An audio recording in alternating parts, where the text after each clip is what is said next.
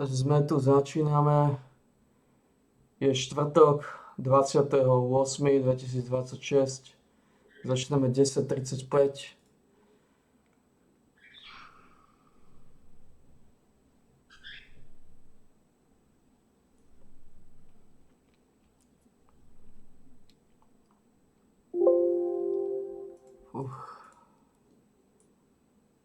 Rozletený na paseku.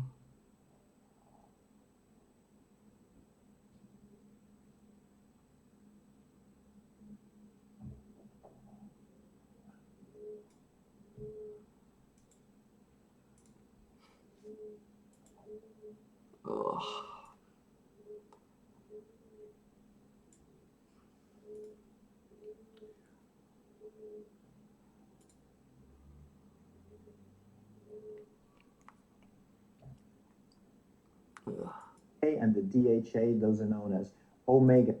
Okay.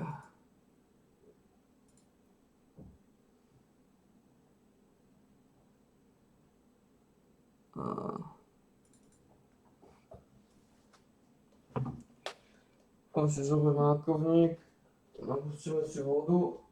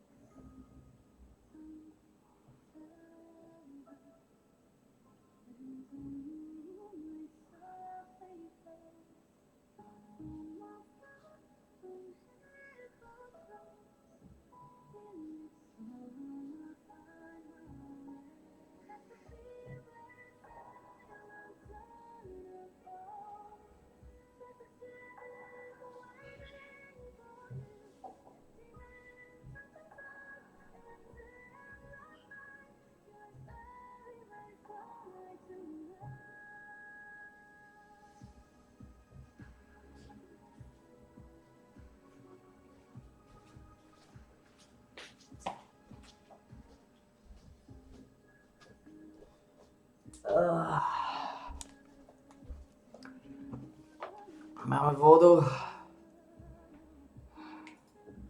Sme to samozrejme s mákovníkom.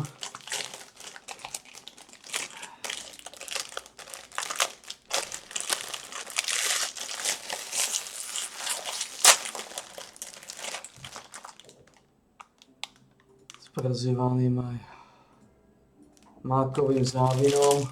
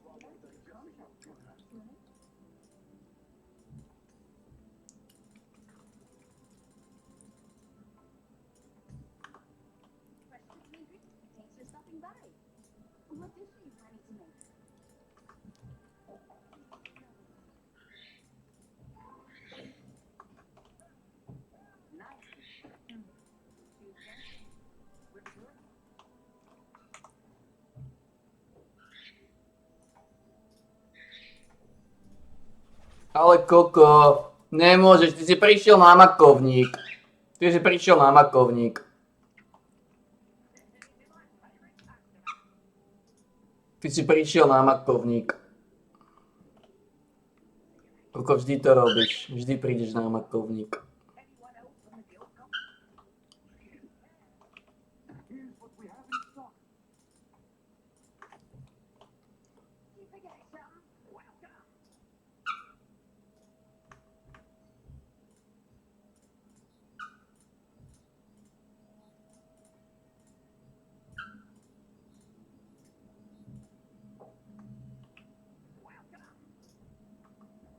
Ty si prišiel na makovník. Koko, ty si prišiel na makovník.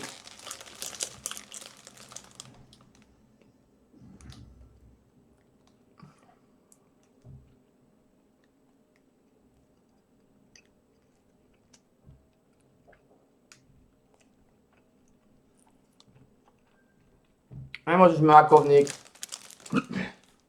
Nemôžeš makovník.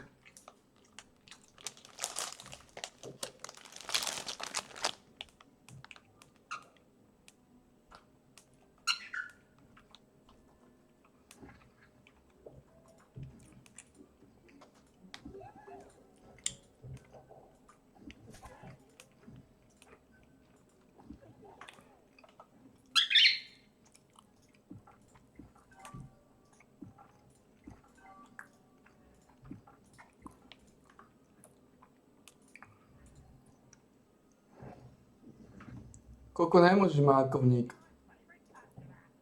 Koko.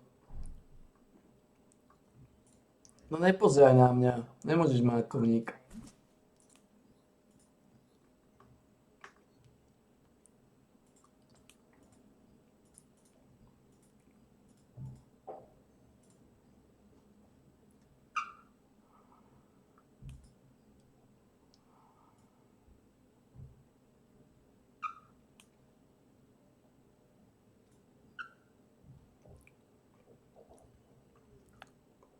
Nepozeraj na mňa, Koko, no nemôžeš makovník. Kokino, Koko, no, nemôžeš makovník.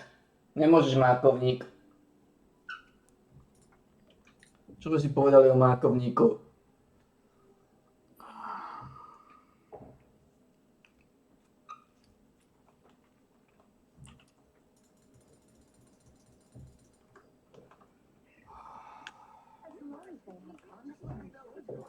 Oh, fuck.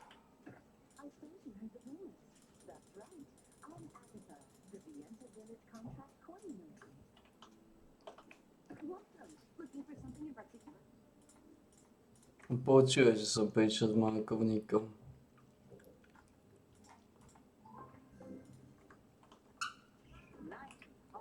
Počuje, že som prišiel s mákovníkom. A nech sa vylizovať.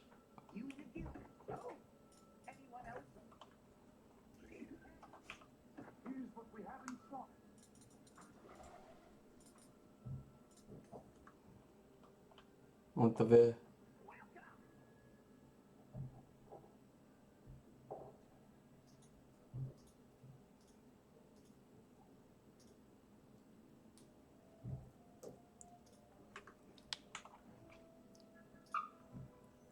So you can be right, I can forget. Actually.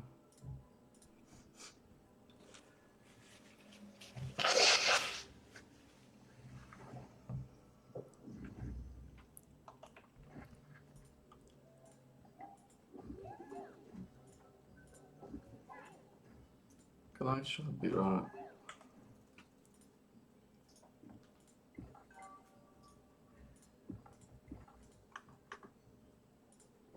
Koko, nezabúdaj.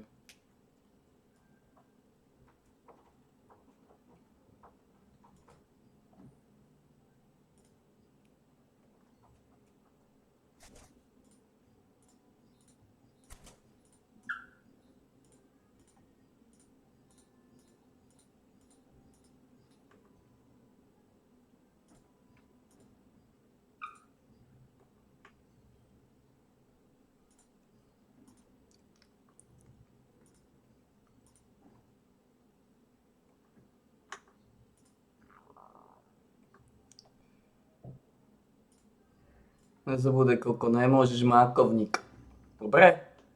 No, negrgaj, nekrič. Nekrič. Nekrič, nekrič, nekrič, nemôžeš mákovník, nekrič. Nekrič, nemôžeš mákovník. Nekrič. Áno, nekrič. Nekrič. Nemôžeš mákovník, nekrič, nekrič, koko.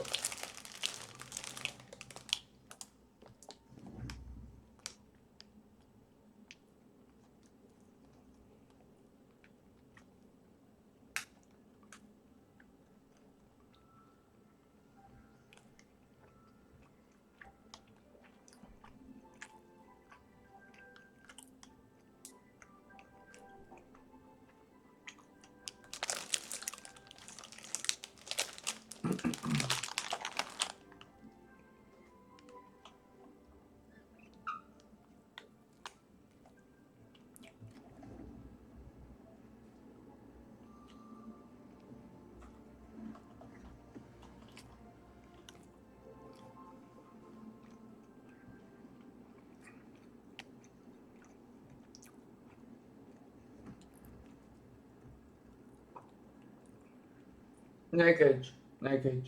No, nepozeraj.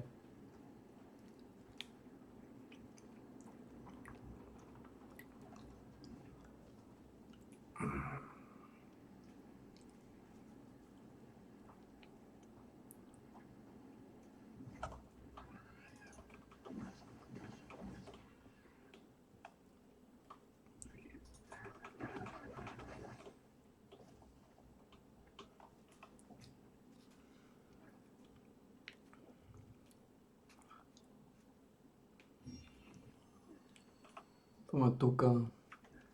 Pustíme si ako podmoc tohto pitchesa.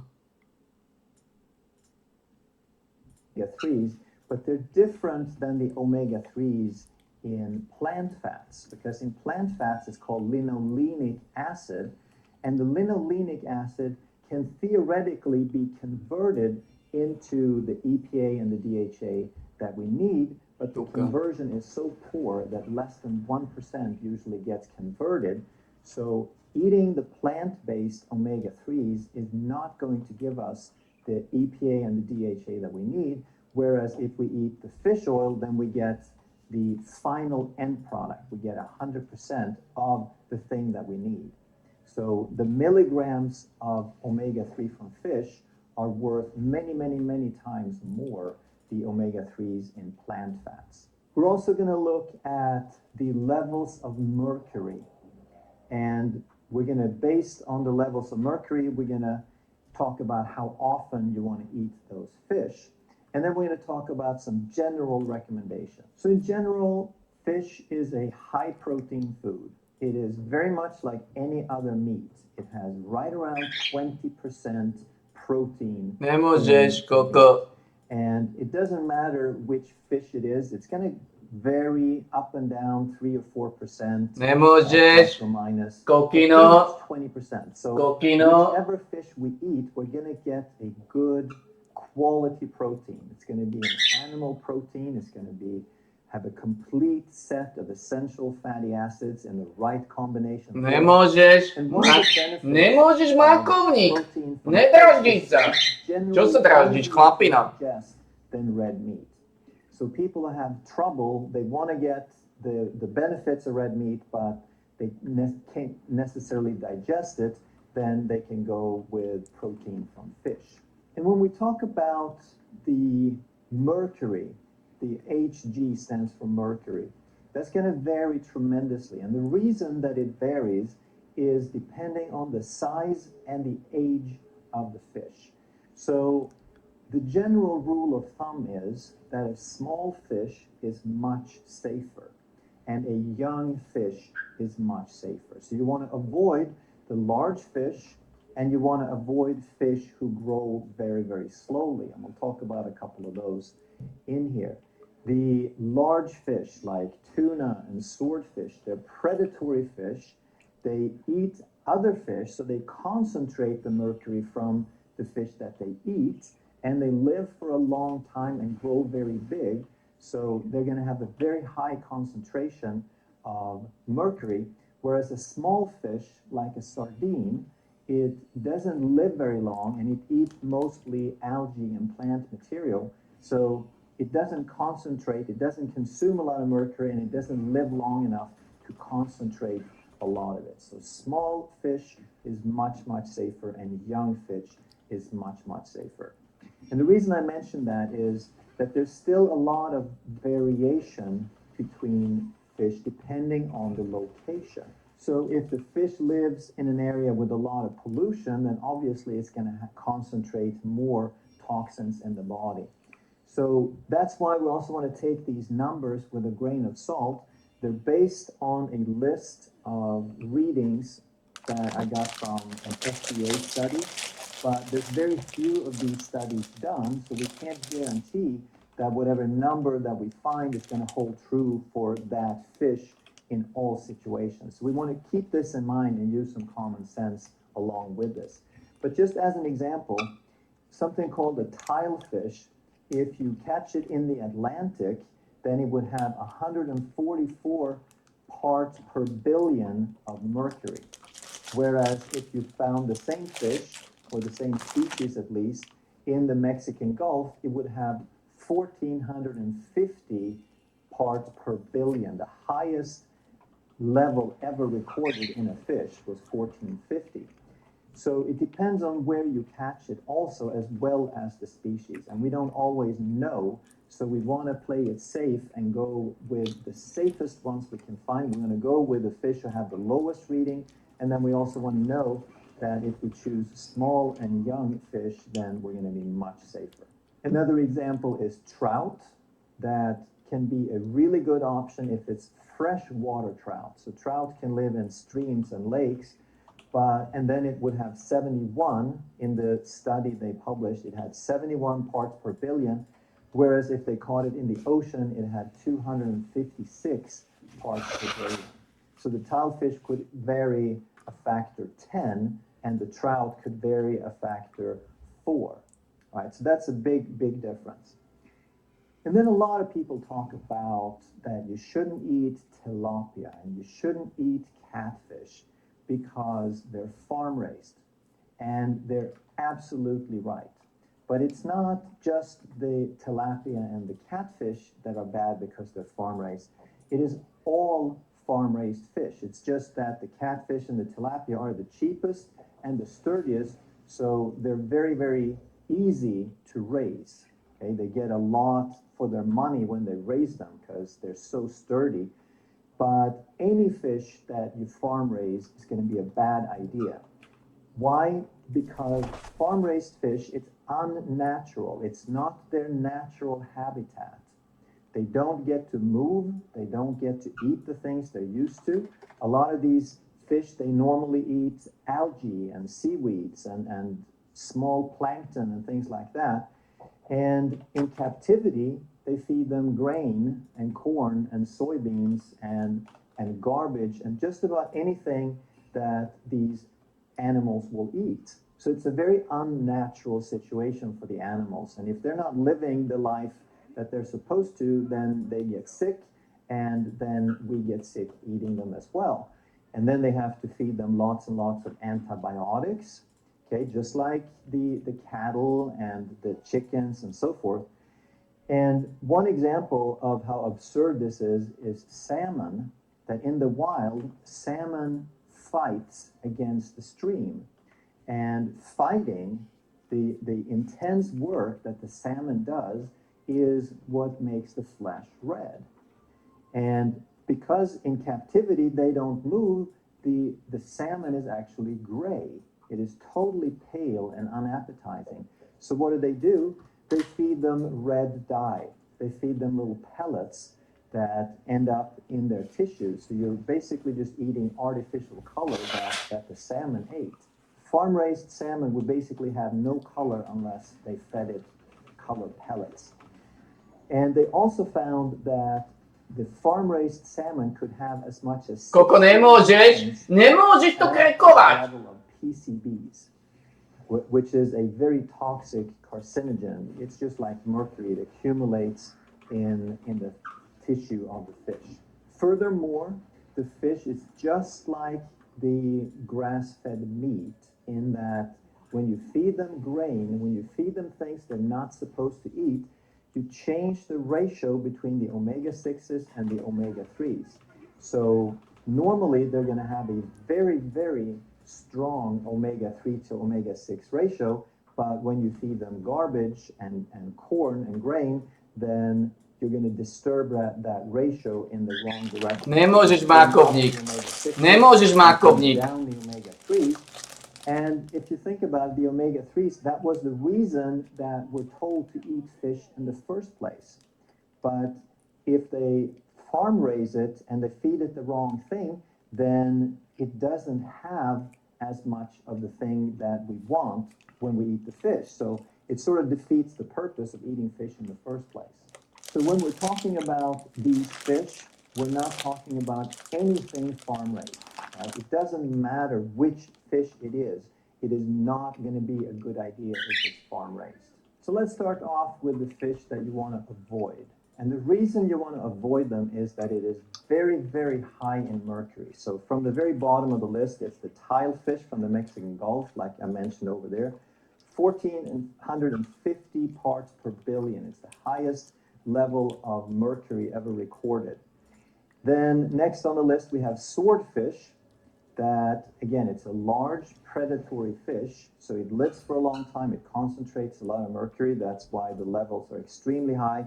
And the same thing about a shark, it's predatory, it's going to eat other things and concentrate that. Then we get to the king mackerel, and even though mackerel can be extremely healthy, and we're going to have it higher on the list later on here, it depends on the size of it. So the healthy mackerel that you buy in the jar, or you buy them smoked or fresh, they're going to be small mackerel. Whereas the king mackerel is somewhere around this size, and it lives much longer, and it accumulates a lot of toxins. So even though mackerel has a lot of good fats, the king mackerel you definitely want to avoid. And then it's everybody's favorite, tuna. And there's many, many kinds of tuna. And the readings they had vary from 350 to 689, but all of those readings are too high. Next is orange roughy at 571 parts per billion. And it really hurts me to see these two, the orange roughy and the tuna, because those are my absolute favorite fish that if it didn't have this mercury, I would eat each of them a couple of times a week probably. I love those fish, but because they're so high in mercury, I still eat them on occasion, but I pretty much don't have it more than every 2 months or so. I'll have each one maybe every 2 months, and that way you spread out. It would probably be better to avoid it altogether, but if you're gonna have it because you just find it so super delicious, then make sure that you don't have it on a regular basis. So now we're moving up in the categories, and we have a category that I would call good or okay. Okay, these are the bad, you want to avoid them. These are okay, but they're not great. Okay, so if you like these fish and you want to eat them for the protein, then go ahead, but it's not going to have a tremendous benefit because it doesn't have a whole lot of omega-3s in it. You would have to eat literally pounds worth of these fish to get any significant amount. Number 10 on the list is the mahi-mahi. And if you really like it, then it's something that you can eat, but I wouldn't eat it all the time because the mercury levels are creeping up a little bit. It has almost 5 to 10 times more mercury than some of the best fish. And it doesn't have a whole lot of omega-3s. Okay, so there's not a tremendous benefit to it other than it's a good protein. Okay, it's a good, easily digested food. If you love it, have it once in a while. Then we have cod, which is very popular. It has a little bit more omega-3s, a little bit less mercury, but it's still not like super beneficial. So on these, in terms of frequency, I would say the mahi-mahi, sort of avoid it, but eat it once in a while. The cod is pretty much okay, but I wouldn't eat it all the time. trying to get benefit from it, thinking that fish is super. And next in the okay group is number 8, croaker, which again, it has a little bit more of the omega-3s, but now we're getting into what they consider really safe ranges of mercury. So from now on up with these mercury levels, the mercury is low enough that you can eat it as much as you want, unless you have like a severe, that you know that you have a severe heavy metal sensitivity, then you probably want to avoid anything at all. But if that's not the case, then these levels are low enough that according to official guidelines, you can eat them freely. You can enjoy them as much as you want. But again, it doesn't have a tremendous amount of omega-3. So if you're eating fish for the omega-3 benefit, then none of these are going to cut it. They're not going to provide enough omega-3s to really make a difference. The flounder, number 7, that's something that I eat a lot because it's very low in mercury. It doesn't have a ton of omega-3s, but I just really like the flavor. It's very, very easy to digest, and it's a good option to alternate with meat and chicken and other forms of food. Number 6 on the list is shrimp, everybody's favorite or a lot of people's favorite. And even though it doesn't have a tremendous amount of omega-3s, you would have to eat a lot of shrimp to get a significant amount. It is very, very low on the mercury. It only 9 parts per billion. It is the lowest item that we have here on the list. Word of caution, anytime that you eat shrimp in a restaurant or most of the stuff you buy in the store, it will be farm raised. Okay, you have to look very carefully for the wild caught, because otherwise with the farm raised, now you're back into the same situation as what we talked about before. Number 5, trout, but it has to be freshwater trout. The ocean trout is much, much higher in mercury. And trout is so delicious. It is quite a bit like salmon, and it's so delicious if you can find it smoked. That's my favorite. Great food, but again, it needs to be fresh water. Now we're up to significant amounts of omega-3s. It has 1,070 milligrams of omega-3s. And we're not just talking fish oil here. It's not like 1,000 milligrams of fish oil. It's 1,000 milligrams of the actual precious omega-3 fatty acids. It's the DHA and the EPA and something called DPA. So those are the 3 top long-chain fatty acids that do wonders for our brain and nervous system. So this might be equivalent to actually about 5,000 milligrams of fish oil, depending on how that oil is concentrated. It is very moderate. It's not the lowest, but 71 parts per billion of mercury is probably not going to hurt you. So that's, again, in the green category.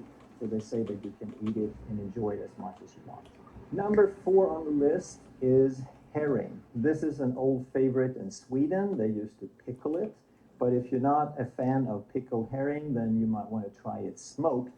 Now we're getting up to really good levels. We have almost 2,000 milligrams, almost twice as much as the trout, and 1,890 milligrams of omega-3s, and about 84 parts per billion of the mercury.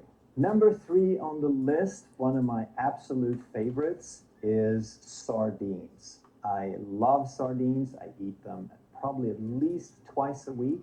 It is so inexpensive. It is so convenient. You just pop open a can, you get a fork, and you have a meal right there. It has 1,500 milligrams of omega-3s per 100 grams. So all these numbers, by the way, are per 100 grams of food. So the number you see here is basically a percentage. So 1,500 milligrams means that 1.5% of the entire meal is concentrated omega-3s. It only has 13 parts per billion of the mercury because, again, remember, it's a very small, very young fish, and it doesn't have time to accumulate a lot of toxins. So most a lot of fish oil is actually made from sardines. Now we're getting up into the heavy hitters. Number 2 on the list is mackerel. And it's the Atlantic mackerel, unlike the king mackerel. So size matters. Okay, the larger ones are going to accumulate more toxins, they live longer, they eat more other fish. But the small mackerel, and the version they tested was the Atlantic, is very, very safe. It only has 50 parts per billion of mercury, but it has the highest level omega-3s of any fish, 2,670 milligrams of omega-3. So here, you can have one serving of fish, a relatively small serving of fish, and get equivalent to a handful of fish oil capsules. Okay, so here is where it starts to really matter. This is where you can really have an impact.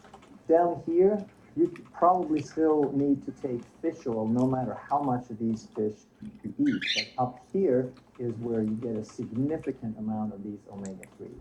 Number 1 on the list, you all knew that it had to show up somewhere. Number 1 is salmon. It is the crowning achievement. It is the perfect combination of very, very low mercury and very, very high omega-3s. 2,590 milligrams omega-3s and only 22 parts per billion of mercury. So no wonder the salmon is so popular. It's not just the taste and the availability, but it is extremely nutritious. Again, you've got to get the wild caught because the farmed salmon is just as bad as the other stuff. So use these numbers with caution. Okay? Use some common sense, take it with a grain of salt, because like I said, these mercury levels, they're based on one set of readings. Okay, the FDA Coco! Coquino! but it was Spico! between 1990 and 2010 or something like that. It's not something that they do every year, everywhere in the world. So just because a number is low doesn't guarantee that that fish is always going to be that low or at that level. So use some common sense and remember that the safest way to go by is small and young fish are going to be your best bet. So is it safe to eat fish anymore? Yes, but you gotta stick to the green ones. So everything here would be safe to eat, but everything on the top 5 here would be the most beneficial. If you enjoyed this video, make sure you check out that one. Thank you so much for watching. I'll see you in the next video.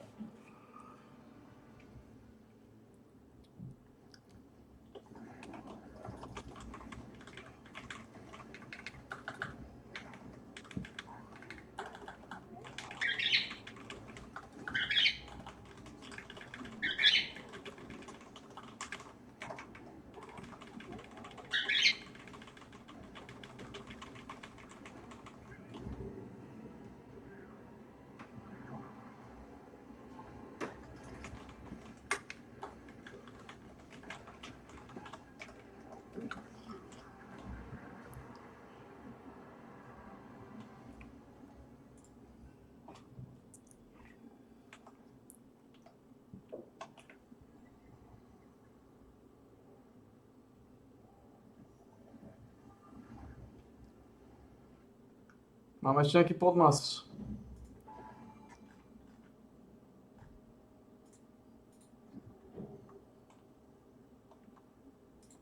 Nájdeme ještě něco.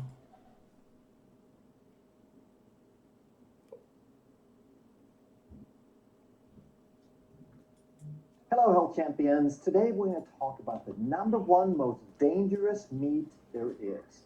And most people have an extremely simplified and incorrect opinion. So by reputation, people believe that red meat is bad. We have all heard that. Eat less red meat. But we believe that white meat or chicken is okay, that's good. That these are the basic divisions. If you're going to eat meat, then here's the bad one, here's the good one. And then in some advertising campaigns, they try to include the other white meat, which would be pork, which of course actually is still red meat. It just turns a little paler when you cook it. So most people don't really know what to believe about the other white meat. And then of course the other animal flesh is fish. And here we get as many check marks as we could possibly get because everyone is told to eat more fish. So this is basically it. You avoid red meat, you eat lean white meat, and then you eat a lot of fish. And then we're told that the reasons we should eat this way is because of the different amounts of saturated fat and cholesterol and how it influences heart disease. And basically everything you've ever heard about this is completely wrong. So I'm super excited to go over this and talk about some details and compare the different types of meat so you really get it. And we're going to go nice and slow and keep it simple. So first of all, as a reality check here on the different meats, we'll just look very roughly at the total amount of fat. And it can vary tremendously with a cut. You could get a fillet or a lean piece of beef that could be around 5 or 6%, or you could get super fatty cuts that are 25, 30%, but by the time you cook those really fatty cuts, you're not going to have all that fat left. So if you fry ground beef in a pan, for example, if you cook it, you really are not going to get more than 15% left in the pan. The rest of it is just going to be liquid. And pork is going to be a little bit leaner. There's going to be a wide range, but on average, it's a little above 10%. And with chicken, there's also going to be a wide range depending on if you get the skinless breast or if you get the thighs with the skin and the wings with the skin and so forth. But if you buy the whole chicken and cook it and eat it, you're going to end up just under 10%. And with fish, it's going to be a huge difference depending on what species, what type of fish. But the one they typically recommend because of the healthy fats and the low mercury is going to be salmon, comes in around 13%. So that's the one we're going to use for comparison. So when it comes to total amount of fat, there are some differences, but mostly it's going to depend on which cut you get rather than what type Koko, of meat. nepozeraj So now tam, let's talk nepozeraj about tam. different types of fat in there. So MUFA, monounsaturated fatty acids. This is what we get in Nepozeraj, olive šíbal, oil and nepozeraj. avocado. It's a Šíbal, monounsaturated, šibi, šibi, šibi. unsaturated in one place. So it's liquid at room temperature, but it goes solid in the fridge. And usually we hear that meat only has saturated fat, but it turns out there's actually more monounsaturated, the healthy fats that we're trying to eat more of from avocado and olive oil. There's actually 45% of the fat in beef is monounsaturated. And for pork, it's about the same. For chicken, it's a little bit less, around 35. And for fish, it's a little bit higher again, 40%. So this healthy oil that most people think about as a plant oil, as a very healthy plant oil, we have anywhere from 35 to 45% in animal products. And the next one is the one we think about with meat is saturated fatty acids, which again are not bad if they come from an animal that lived a healthy life. A cow will put on a certain amount, it's about 45% monounsaturated and 40% saturated, which is very, very close to how humans store fat also. And all of these are animals, so we're going to have similar amounts. With pork, we're going to get about 35% saturated. With chicken, we're going to get about 30%. And with salmon, we're going to get about 20%. So all of these have significant amounts of saturated fats. Well, what about cholesterol? That's the next thing that they blame on heart disease on. So here we're going to look at how much cholesterol in milligram. So realize that here we're talking about per 100 grams of fat in the food, we have like 45 grams. Over here, we're talking about milligrams when it comes to cholesterol. And in beef, we're going to get about 80 milligrams of cholesterol per 100 grams of meat. And for pork, we're going to get Don't bro me, you fucker. Chicken, Don't bro we're me. gonna get about the same. And for salmon, we're going to get a little bit less, but it's still in the same ballpark as you can tell. Don't So bro when me, you people tell fucker. you that cholesterol is so horrible. Don't that, bro me, you first of all, fucker. is not Don't bro true. me. But secondly, you get it about the same, approximately the same, regardless of what type of meat you eat. But now, if we look at the big components, the monounsaturated and saturated, we see that they add up to about 85% for Don't bro me, beef, you a fucker. little bit Don't less bro for me. pork and chicken, and about 60% for fish, for salmon. So then the question is, Mother what is skunk. the rest in there? What do the others have more of? And the answer, of course, is polyunsaturated Don't fatty fucking acids. bro me. They make up most of the rest of it. That's the major remaining component. And typically, we hear about polyunsaturated as something Don't bro me, you good. fucker. Don't bro And me. what they include for the most part You are bitch, omega-6 and omega-3 fatty acids. And both of those are necessary for Don't the bro me, body. you skunk. However, Don't bro me. in modern times, the way we eat, the way we raise food, the way we make vegetable oils, we're getting way, way too much of omega-6. So basically, Don't bro me, you even though fucker. traditionally Don't bro me. polyunsaturated in whole food is a good thing, today we have to basically talk about Oh omega shit, I 3s forgot as good glows to and push there. omega-6 We got some bad. glows, And man. now when we look at the total amount of polyunsaturated fatty Gotcha. acids in beef, we're getting anywhere from 4.5 to 5.5. So very, very little variation there. Those fuckers are However, broing with me. pork, They're we like, get bro, anywhere from 10 fuck to off, don't bro me. 20% of the fat in there is polyunsaturated. Don't bro me, you And skunk. we're going to go over whether it's Don't bro me, you omega-6 or skunk. omega-3. Don't bro For me. chicken, it could be anywhere from 15 to 30, so up to a third of the fat could be polyunsaturated. We can have a chance to And with push it here. salmon, it's a whole lot 70 more. level jewel. So anywhere from 40 to 50% of the fat could be polyunsaturated. And we'll look at the We have a details, but chance to basically, unlock these this polyunsaturated right now. in beef are Unlock the both bojo. omega-6s and Oh, it's not done? omega-3. So there's a good balance What there. time is it? Whereas in pork and chicken, the omega-6 dominates. What time do we strongly, got? and Oh, 39 salmon seconds, we are on and time. sardines and other So actually, za pol fatty hodinu sme nauspávali is jednu the ženu. only food where we have omega Za menej ako pol hodinu. strongly dominate. So now we need to understand what To shock. types of polyunsaturated fatty acids are in these different foods. And we'll start comparing grass-fed beef with CAFO beef. And CAFO stands for Concentrated Animal Feeding Operations. And this is where they throw together thousands or even tens of thousands of animals in these huge factory complexes. And they never go outside. The conditions are horrible. The animals get sick and they produce as much waste as a small city. And this is a lot of the critique against meat because these are not good conditions. But it's not just cruel to the animals, it also makes the animals sick, and then it's not that healthy for you either. So for grass-fed beef, we get 4.5% of the polyunsaturated fat. Out of 100 grams of fat in the food, you get 4.5% or grams of polyunsaturated. For the CAFO beef, it is only 1% more, but we're going to look at what that really means. How does that increase? How does the ratio change? So when we look at the omega-6 to omega-3 ratio over here, and we look at omega-3 in green, that's going to be the reference, because we usually talk about these things like a 1-to-1 ratio or a 20-to-1 ratio. So we mark the grass-fed beef and the omega-3s in green, and that's this little dot here, that's a 1. And now we're comparing to the scale over on the side.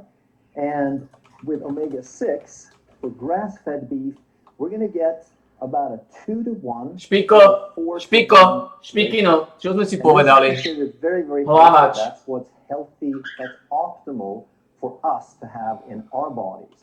It's about a 1-to-1 to a 4-to-1 ratio. Give me that 75. However, with 68, the yeah, it's a CAFO, fuck. where they feed them This grain is under big horrible bubble. conditions, we It's get even less anywhere than from a before. 10-to-1 to a 20-to-1. So what big, that means big, is that the entire difference here is omega-6, but it's worse than that because the omega-3 becomes almost non-existent. So with It's pork, bad, we're it's going to bad. compare pastured pork, naturally raised pork, It's horrible. to CAFO pork. And when we look at the total amount of It's horrible. polyunsaturated, we It's saw horrible that with feeling, beef, it was horrible about business. 5%, so Horrible orchard, man. 1/20th. Here we see about twice as much, even with the pastured pork. And when it comes to the CAFO pork, it's anywhere from 15 to 20% that is polyunsaturated. So up to a fifth of that fat is polyunsaturated. But then the question is it omega-3 or is it omega-6? So again, we compare to the omega-3, that's the reference, that's the one. And we see that with pastured pork, we have about a 10-to-1 ratio in healthy pigs.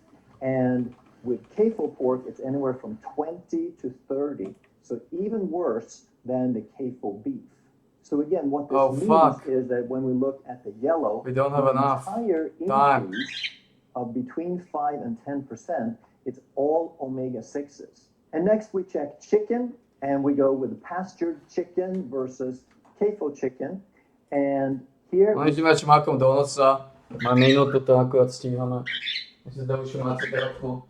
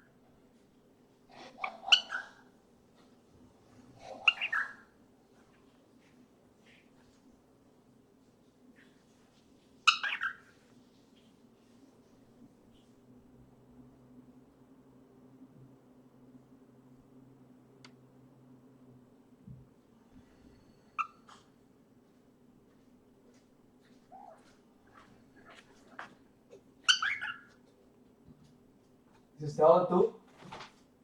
Si tu ostal takú dobu? To je šok. To je šok, že si neodletel. Prečo si tu trošku chrustíš? Kde si? Ty si na stole, čo tam robíš? Čo tam robíš? Čo tam robíš? Som ťa pochválil, že tu chrustíš, ale ty si bol na nelegálnom mieste.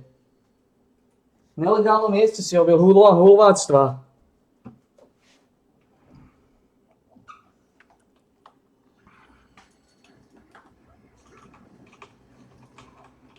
No nemôžeš. Ja tam dám vodu, dobre? Aby si nerobil hulváctva.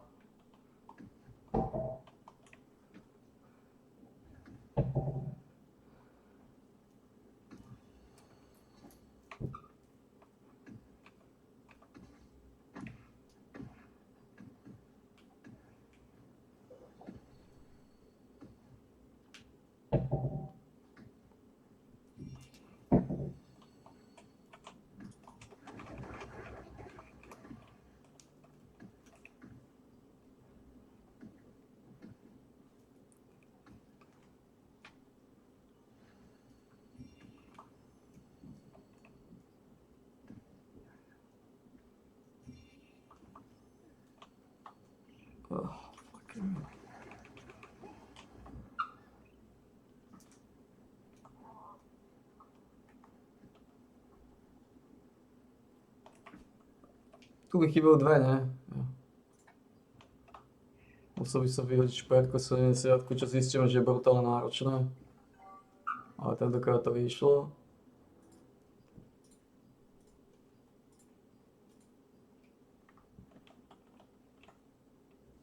No. To je stačí len šperk. No a zbán.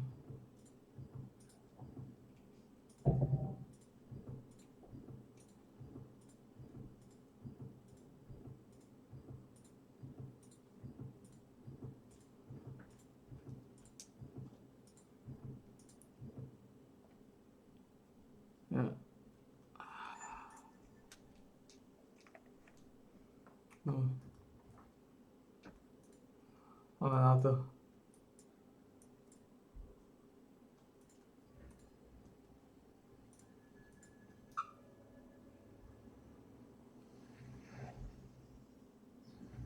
Use the breeze line, please take the lift. If you're in the resistance, it's free.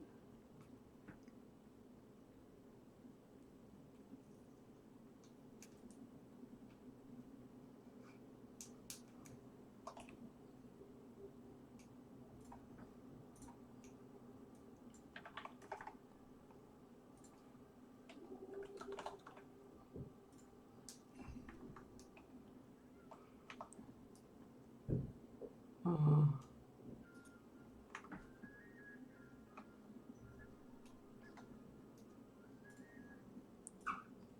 A poď sem.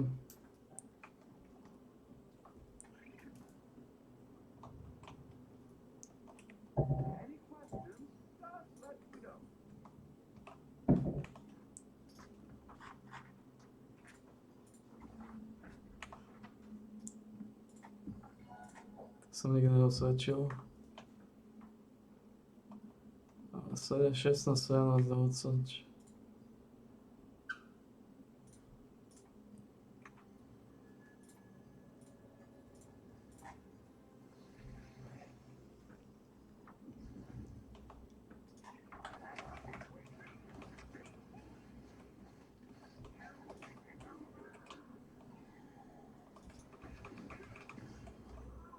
Sa začal 20.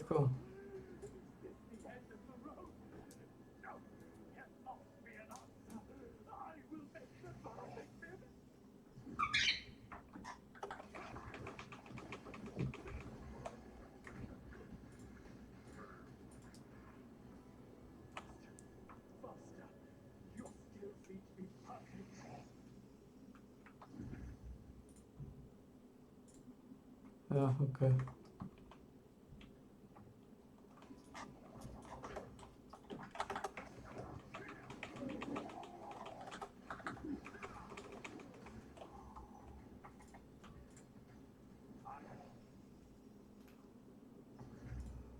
Kto je tu? Máme to.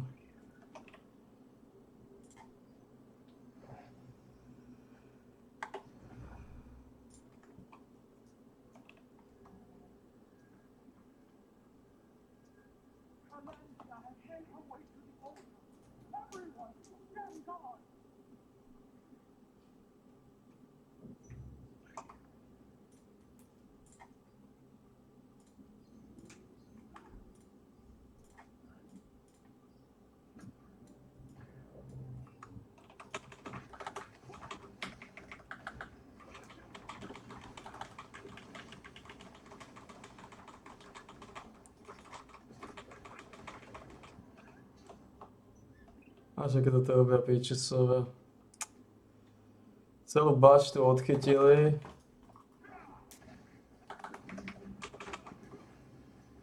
Ale sú v hlave narušení.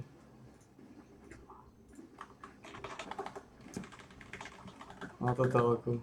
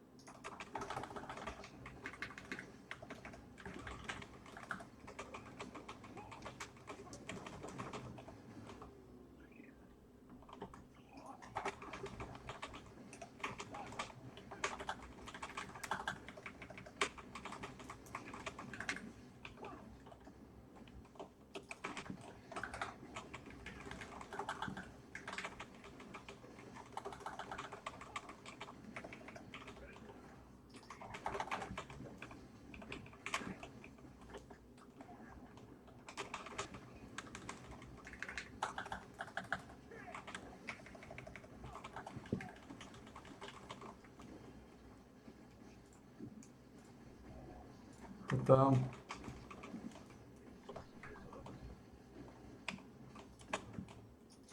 Ťa presuniem len.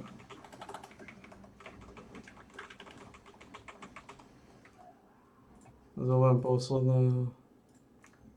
Povieme switche.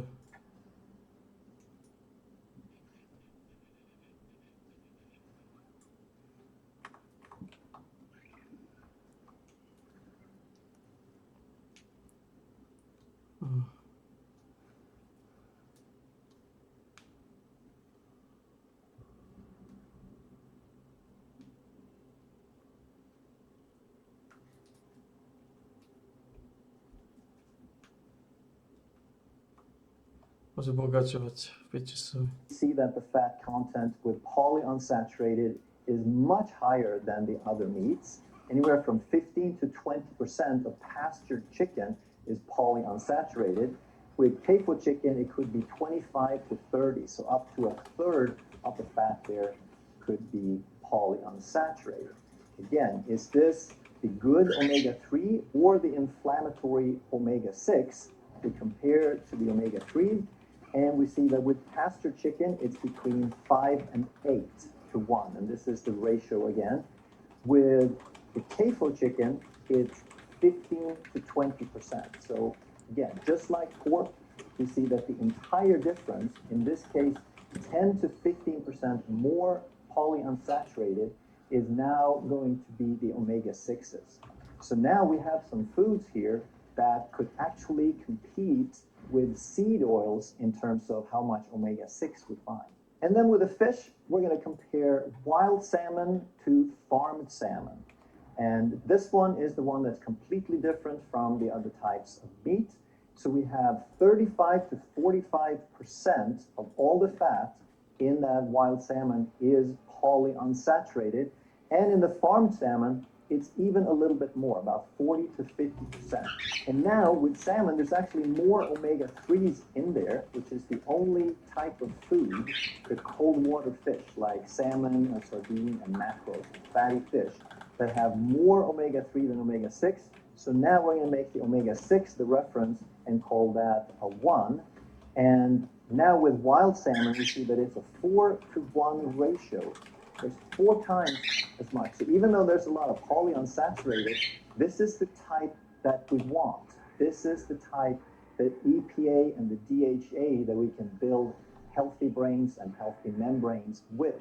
However, with farmed salmon, we're getting way, way less. Instead of a 4 to 1, we have a 1 to 1 or a 2 to 1.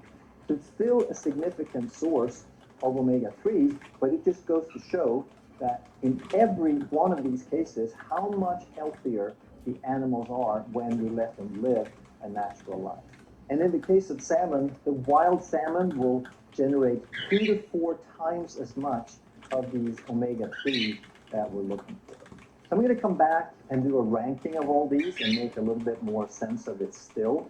But first I want to mention another factor that some people are afraid of red meat, and it's called TMAO, stands for trimethylamine oxide. So the way it works is we have certain gut bacteria, primarily unfriendly or out of balance gut bacteria, that make TMA, trimethylamine, from some things that we find in animal products, such as choline, carnitine, and lecithin.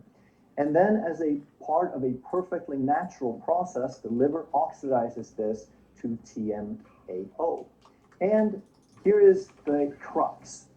This higher levels of TMAO have been linked to heart disease and kidney disease. So now we look at the sick people, we see they have higher levels of TMAO, so now we conclude that that's a bad thing. And these components that results in TMAO are found in red meat, eggs, fish, and dairy.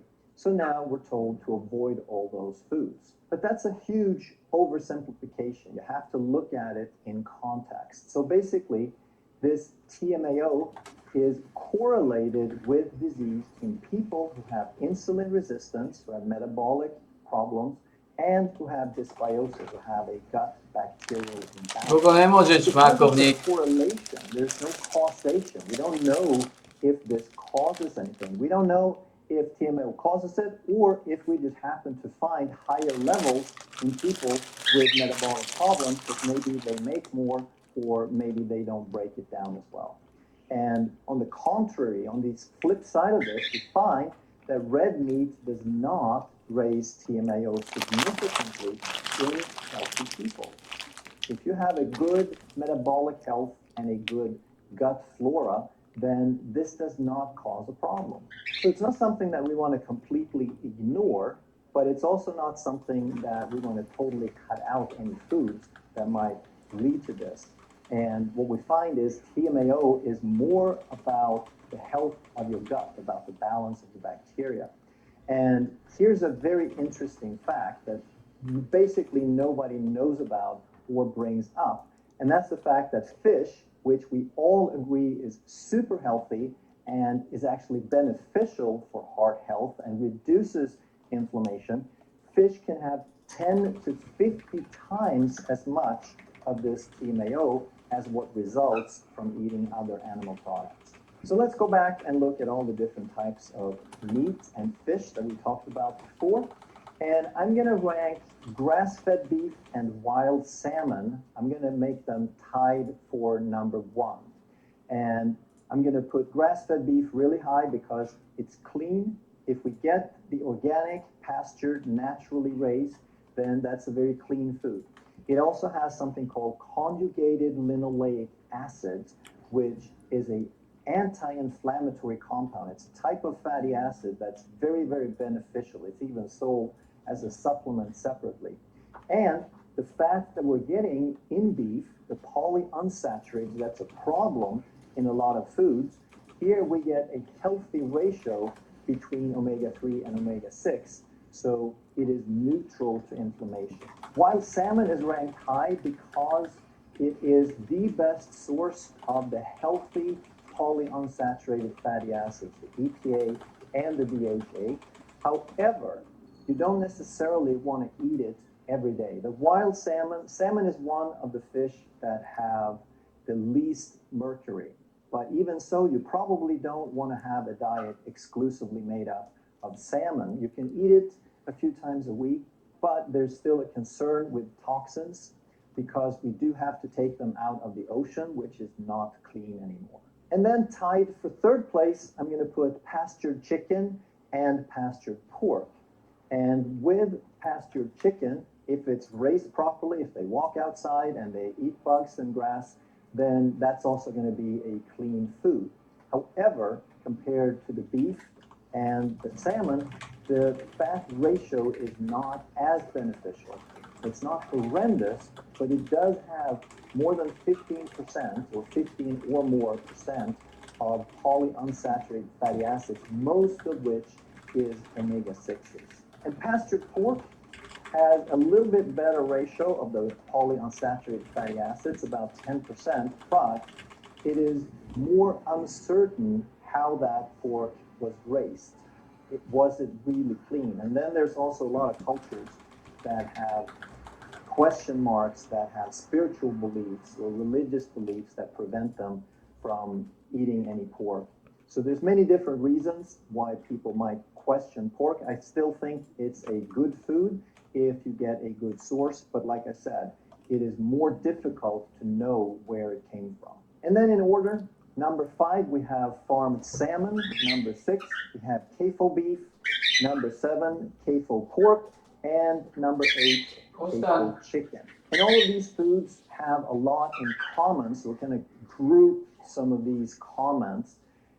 In the farmed salmon, we have the dyes. They feed them artificial dye, so because they're unnatural environment, they don't turn red, so they feed them the red or the pink dye. Also, it's the conditions that they're raised in, and this goes for every form of mass-produced, any form of farmed salmon or any CAFO animal. The conditions are horrendous, and we have antibiotics, we have much, much worse omega-6 to omega-3 ratios. And the reason that farmed salmon is up at the top here is that it's still very beneficial in terms of omega-6 to omega-3 compared to the others. There's also a high probability that you're going to get some hormones, you're going to expose these animals to cruelty, and the impact on the environment is horrendous. A lot of people who criticize beef are right in that CAFO beef is not good for the environment, but then they don't make a distinction to grass-fed beef, which is actually good for the environment because they live in balance with their environment. So we basically have two big divisions here. We have the naturally raised, which I put in green here because these are all relatively healthy, and you could eat a good variety of these as a foundation. And if you can get a hold of these foods and you cook them at home, then that's what you want to go for. But then the question is, what are they going to use for processed meats, and what are you going to find in restaurants? And with very, very few exceptions, in restaurants, they're going to use these mass-produced animals. And in most processed meat, they're also going to use that. So there are exceptions, and I would suggest if you can afford it, if it's available, then do what you can to find restaurants that have grass-fed meat, that have wild-caught fish. And if you're going to do processed meat, then you go for additives, etc. When I look at this list, and you think about what we started with, that the perception is that red meat is bad and chicken is good. And here we have, in my opinion, based on what I have just gone through, it's the exact opposite. And by some strange miracle and through billions of dollars of advertising, there are fast food restaurants, and you know which ones I'm talking about, where cows make fun of chickens, where they have basically turned the CAFO chicken into a health food. And I can't tell you enough reasons besides these to avoid that, where it is, I mean, eat it once in a blue moon if there's absolutely nothing else, but it's not a health food and it's not something that you want to eat on a regular basis. So here we have the good and the bad, but we were also supposed to talk about the worst. And I think you're starting to see now that it's not about the type of meat, but it's more about what have we done to it. So basically, where does it come from? What did it eat? How did it live? How did we raise it? And then, after that, what have we done to it since then? After it was raised, what are we doing to it now? Are we adding a bunch of stuff like artificial flavors, artificial colors? We add sugar, high fructose corn syrup. We add preservatives and additives with all these different acronyms and abbreviations. There's hundreds of them. We add modified food starch. We add soy protein isolate. We add binders and fillers until there's hardly any meat left in there. So let me give you a couple of examples, like chicken nuggets. You think you're feeding your kids chicken? Well, first of all, it's the absolute worst kind of chicken, the CAFO chicken that we talked about. but it may be less than 50% chicken. The rest is chemicals. You have wheat in the breading, you have soy, you have high omega-6s, and then on top of that, it's deep fried in omega-6 oils. And all of this, to some degree, holds true for all other sorts of canned food and cheap, processed, mass-produced deli meats. And we have things like fish fingers, we have Vienna sausages, we have Spam and corned beef that have all of those different things, the fillers and the chemicals and the artificial stuff. And then, like I said, all the standard deli meats and the cold cuts. And unless, of course, you really go out of your way to select the good stuff, where they use grass-fed, they use naturally raised, and they add natural things to it. They don't have all of the artificial. So if they add nitrites or nitrates, they use it from celery powder, which makes all the difference. And even better if you can get this stuff organic. So as you can see, the worst meat is not red meat.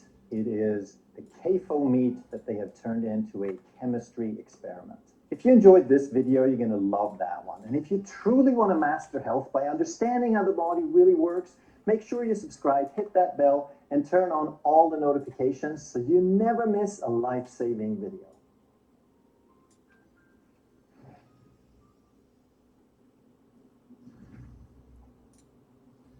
Oh.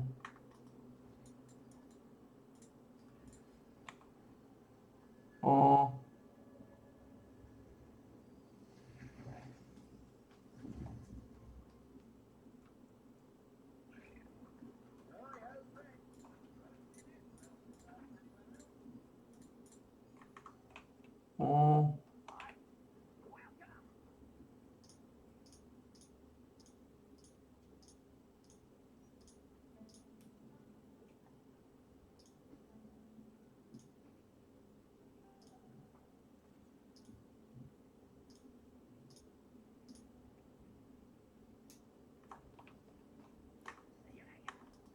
Oh. Oh.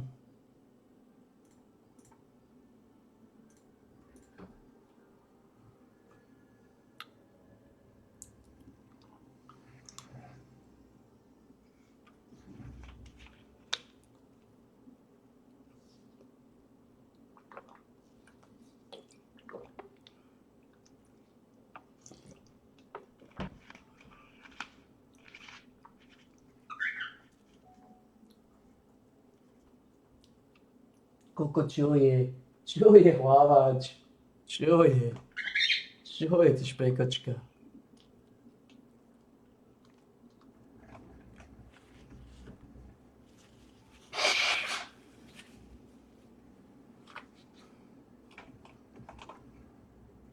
Čuje mákový závín.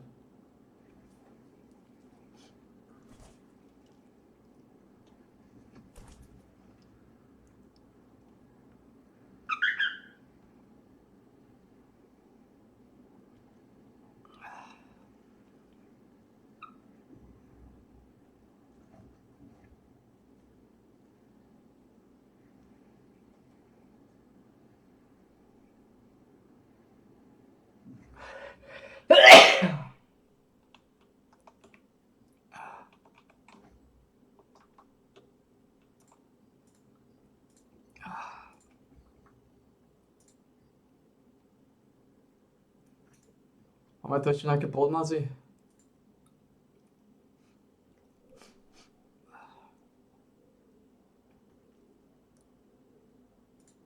If you think poor sleep just makes you tired, then you're missing the real risk. Sleep is one of the strongest regulators of your blood sugar, your blood pressure, your hormones, your brain function, and your immune system. And the scary part is that your sleep can actually be harming your health long before you feel exhausted. In this video, I'm going to tell you about 3 warning signs your sleep is actively damaging your body and what to do about each one of them. And if you go through the video thinking, I know my sleep isn't perfect, but I'm not in a position to fix it right now, then stick around until the end of the video because I'll talk about what to focus on when life doesn't allow perfect sleep. Hello, I'm Dr. Alex, and I've spent almost a decade working in emergency departments across the UK. And so my goal now is to share the patterns I've seen on the front line to help you live longer and avoid the diseases I see every day. So, why sleep is a health regulator, not a lifestyle extra? So, most people think of sleep as rest, as downtime, as something that happens when the day is over. But that misses what's actually going on in your body when you're asleep. Sleep isn't passive recovery. It's when your brain clears out metabolic waste through the glymphatic system. It's when your blood vessels repair themselves, when your pancreas recalibrates insulin sensitivity, when your immune system consolidates its memory of threats. Research tells us that this waste clearance system is nearly 10 times more active when you're asleep compared to when you're awake, which helps explain why chronic sleep loss is now linked to accelerated cognitive decline. Every major system in your body relies on sleep to reset and maintain baseline function. When that process is disrupted, the effects ripple outward in ways that are quite quiet at first, but measurable in your blood work, in your blood pressure readings, in your mood patterns, and your cognitive Chceš performance masáž trošku? long before you collapse Masáž, from chlapino? exhaustion. What makes sleep so dangerous when it's Nechceš disrupted masáž. is that it controls multiple systems at once. A single night of poor sleep can raise your blood sugar the next day, dysregulate your appetite hormones, increase sympathetic nervous system tone, and impair your ability to form new memories. To nie je jedlo, nemám jedlo. The damage Nemám jedlo. isn't isolated to one part of your health. Nepojedal. It spreads outwards. And before we go into the first warning sign, if you could do me a huge favour and just check that you're subscribed to the channel, it really would mean so much to me. What that does is help this video reach more people. And if that just helps one extra person improve their own sleep and prevent a disease later down the line, then it's absolutely worth it. So thank you very much, and let's carry on with the rest of the video.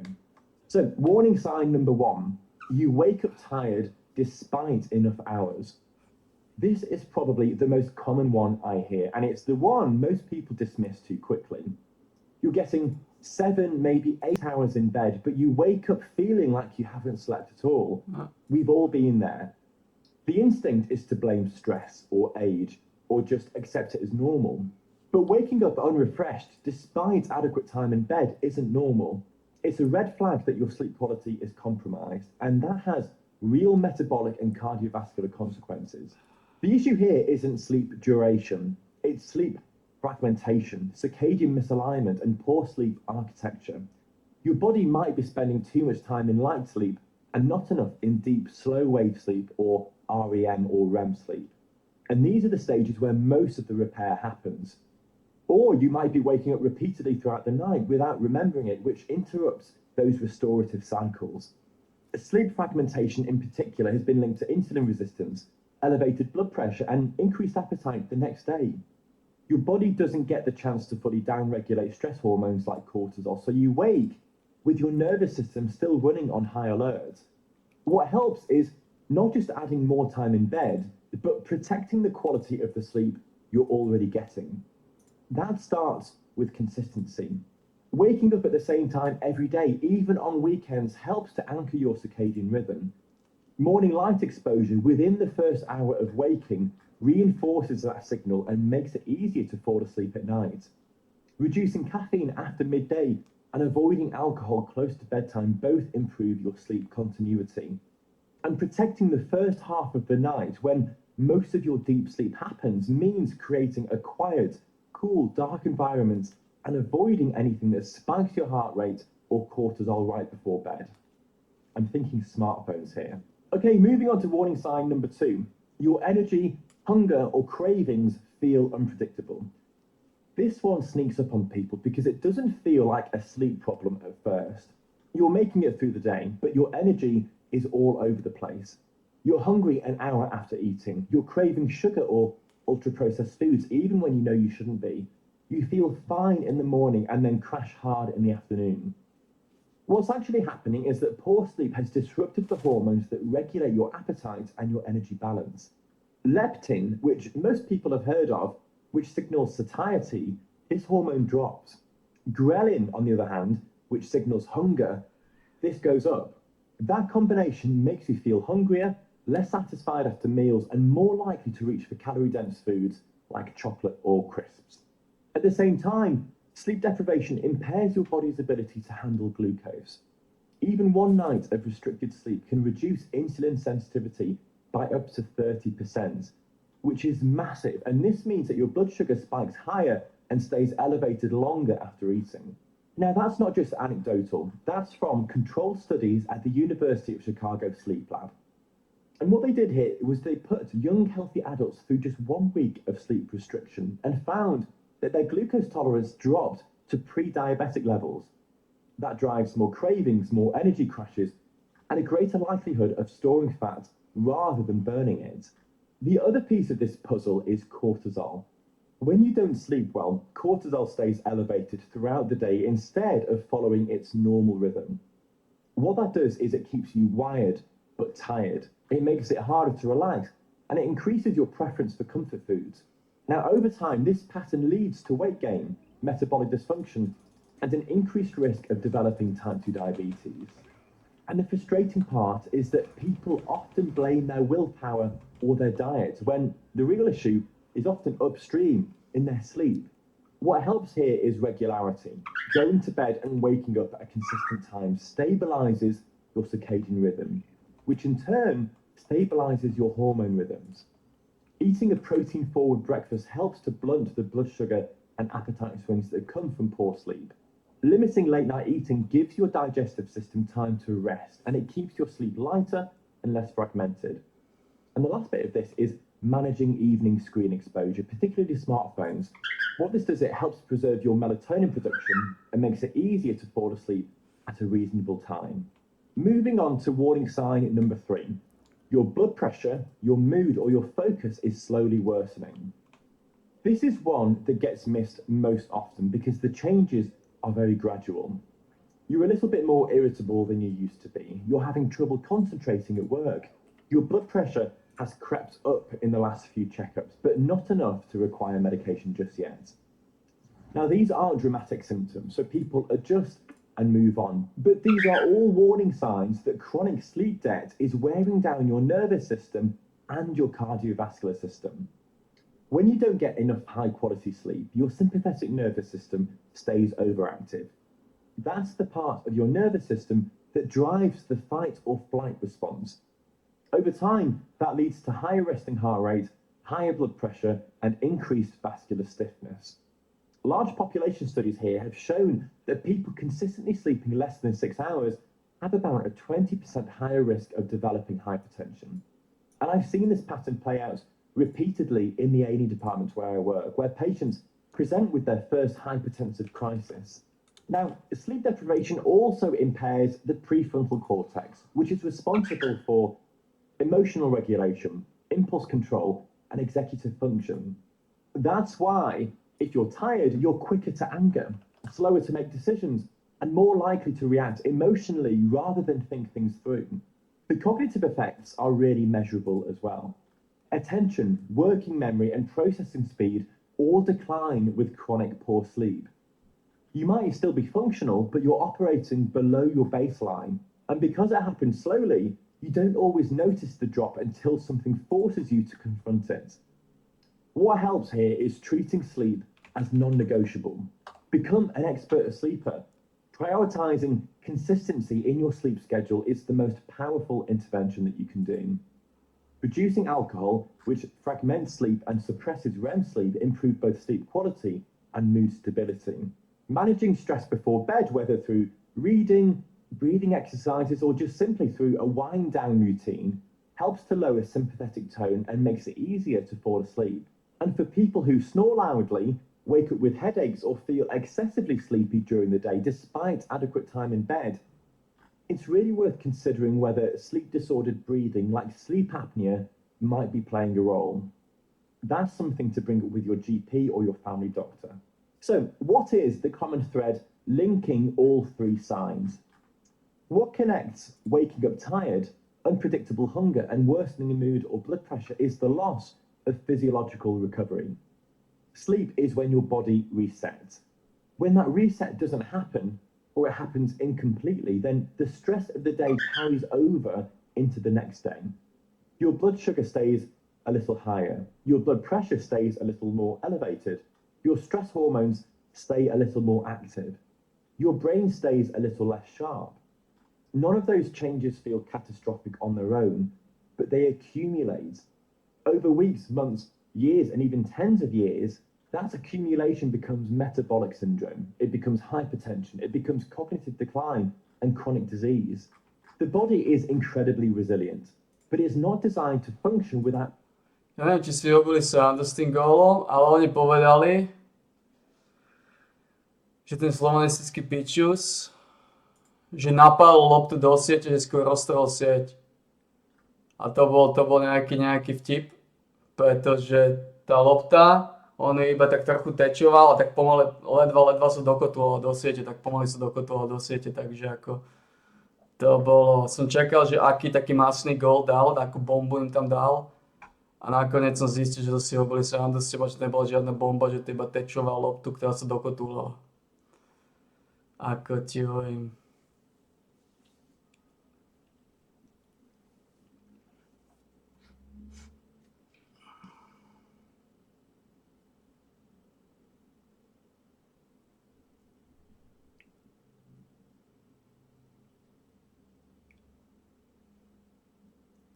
Ti hovorím.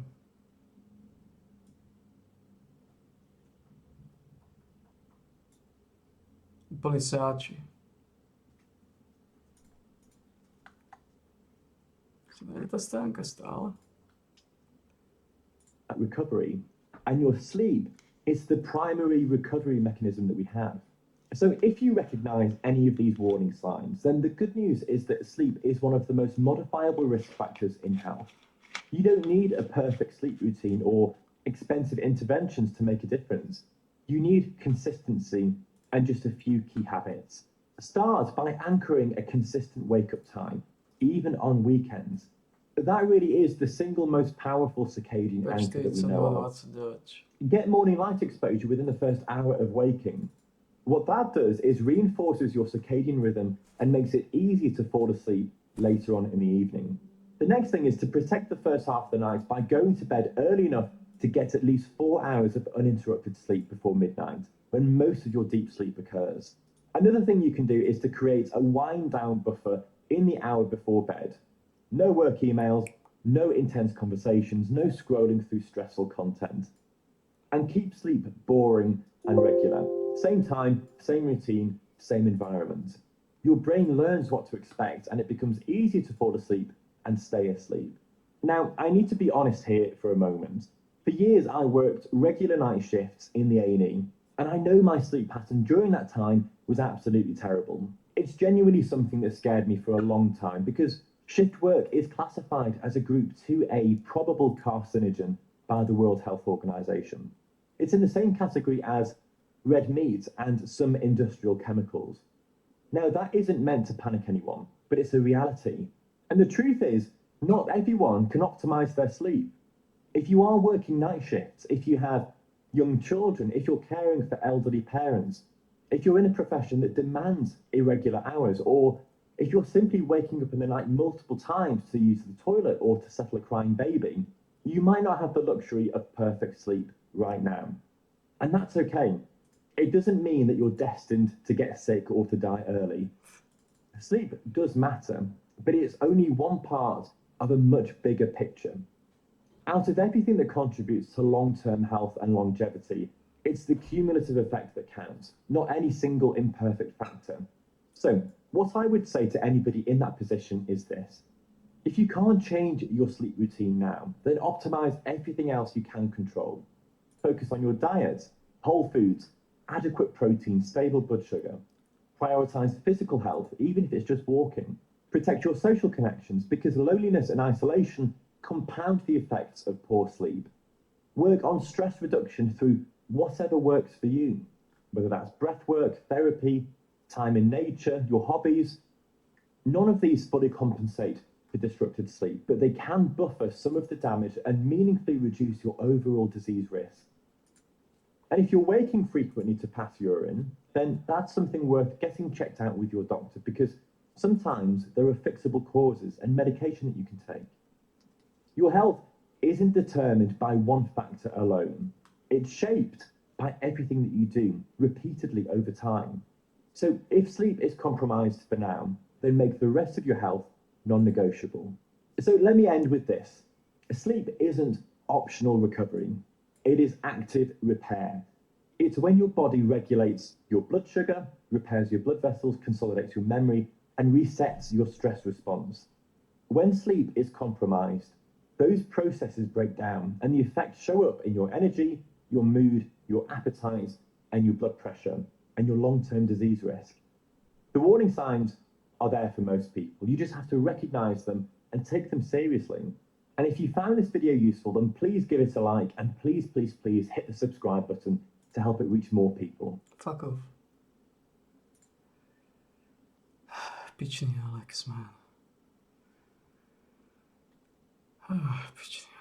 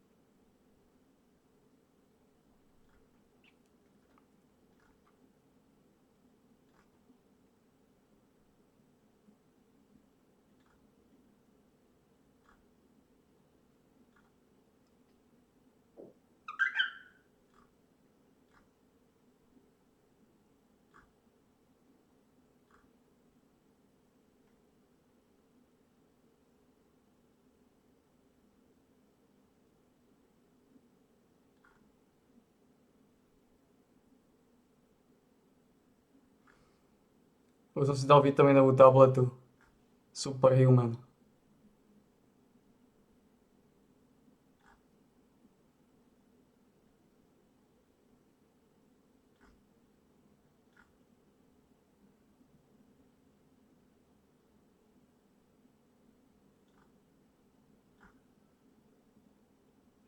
Tinnitus sa nezbavím.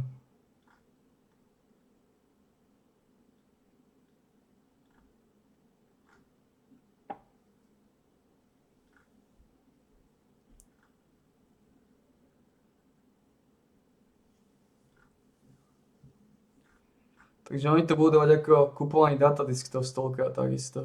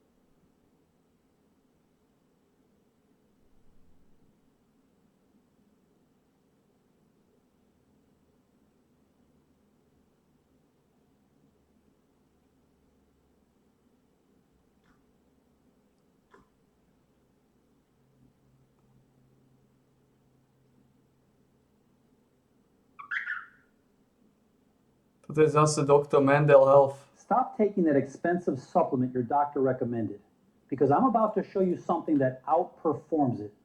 Something hiding in plain sight at your grocery store. Something that costs less than $2.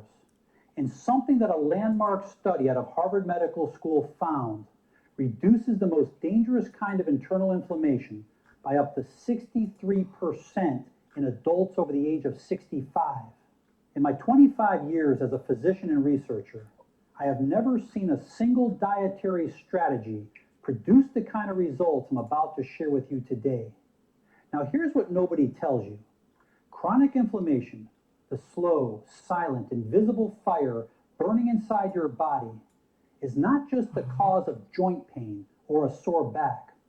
Researchers at the Mayo Clinic now believe it is the root driver behind Alzheimer's disease, heart failure, type 2 diabetes, and the kind of accelerated muscle loss that puts seniors in nursing homes before their time. And the tragedy? Most people over 60 are feeding that fire every single day without even knowing it. The food industry knows this, and frankly, some corners of the pharmaceutical industry would rather sell you a pill than let you know about what I'm going to share today. In this video, I'm counting down 5 of the most powerful anti-inflammatory foods on the planet, ranked from number 5 to number 1, from least to most powerful. And I'm going to tell you right now, number 1 is going to completely shock you. Most people eat it wrong. They eat it at the wrong time, and they're throwing away the most medicinal part. So stay with me all the way to the end, because number 1 alone could change everything. But before we dive in, I want to ask you something personal. Drop a comment below telling me how old you are and what your biggest health concern is right now. Whether that's joint pain, brain fog, low energy, heart health, What is or brain something fog? else entirely. I personally read every single comment on this channel, Okay, every one. okay, Your story matters, okay, and it helps me create the content that will help you most. okay. All right, let's begin. Coming in at number 5, and this one surprises almost everyone who sits across from me in my clinic. Extra virgin olive oil. Now, before you say, Doctor, I already know about olive oil, hear me out, because I guarantee you don't know what researchers at the University of Pennsylvania discovered about what happens to the aging brain when you consume exactly 1.5 tablespoons of high quality extra virgin olive oil every single day for 6 months. Hryzie sa do mňa, hryzie sa. Published in the journal Annals of Clinical and Translational Neurology, tracked 94 participants between the ages of 55 and 80. What they found was nothing short of extraordinary. Daily consumption of extra virgin olive oil improved cerebrovascular function. That's the blood flow through the tiny vessels of your brain by 34%. And more importantly, it reduced levels of a compound called interleukin 6, which is one of the primary chemical messengers of inflammation in the aging body, by an average of 28%. Okay. Now, here's why this matters specifically for people over 65. After the age of 60, your body's natural anti-inflammatory systems begin to break down. Think of your immune system like a very sophisticated thermostat. When you're young, it fires up to fight infection and then cools right back down. But as you age, that thermostat gets stuck.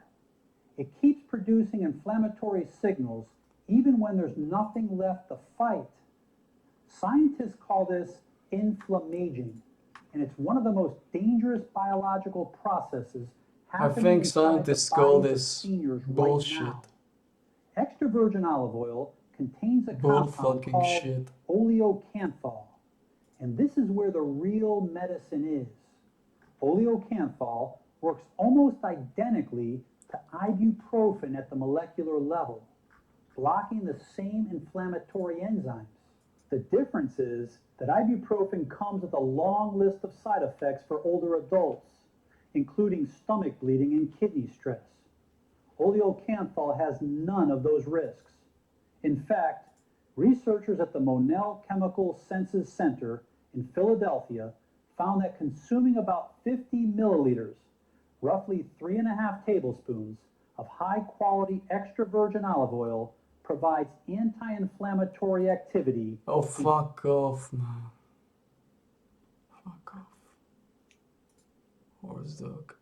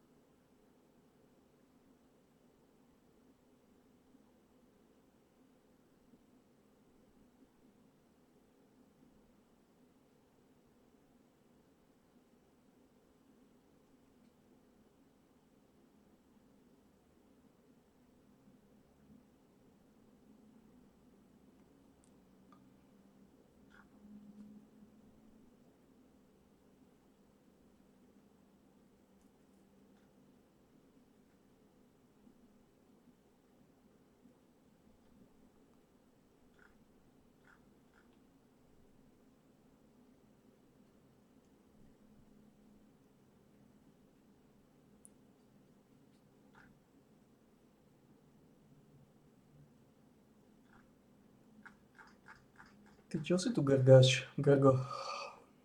Čo?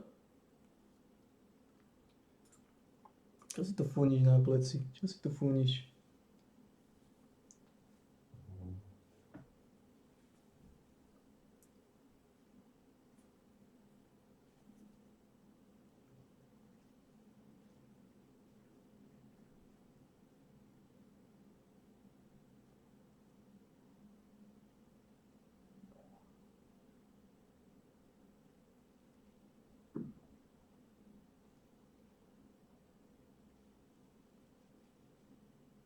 Si tu odgrgávaš, posaď sa trochu.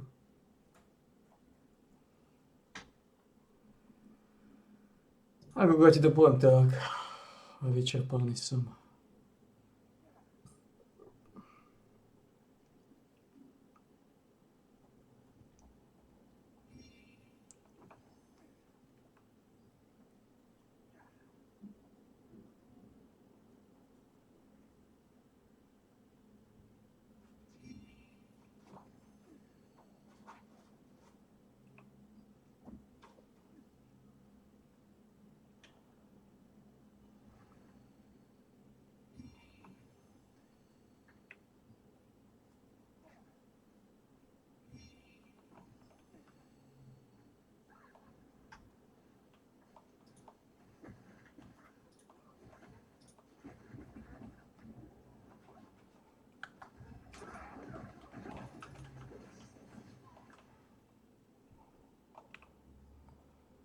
To je tuka dať. Hej, nehryzieme nádobu. Rozlížeš nádobu, kde budeš mať pitivo.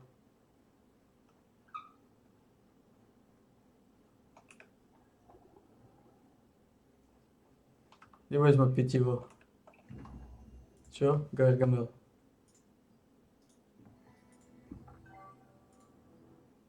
Nope. So we tried, we don't get it. Fuck off. To bol posledný, ne? No. We tried, but we don't have it. Takže Tito už predbehol Dudinho nakoniec, asi. No zatiaľ ešte nie. Tito už dobehol Dudinho, už na tom presne rovnako.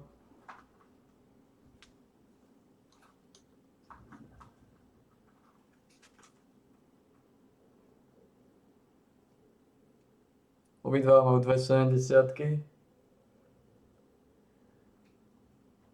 a 1,69.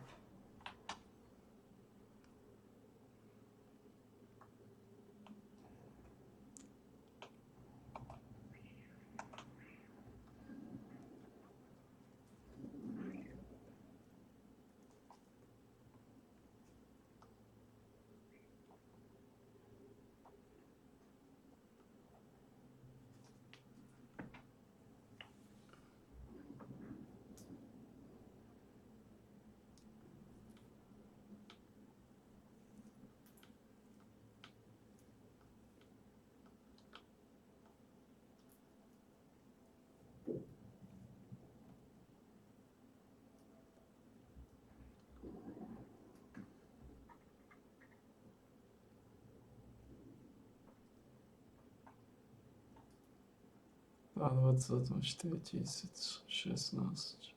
To je z obrovského niečo. To je problém. A na to, aby si niečo zarobil, musíš to predať za skoro dvojnásobok.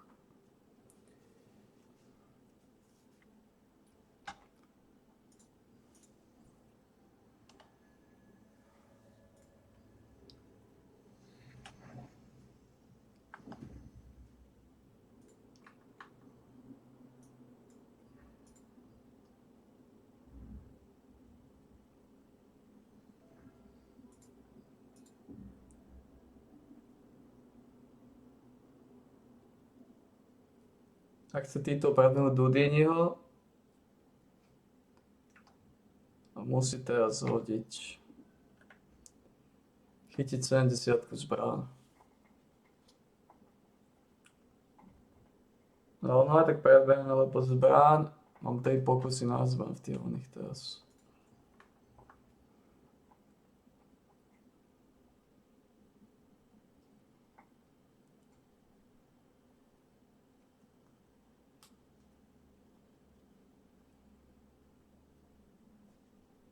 V tých hovnách.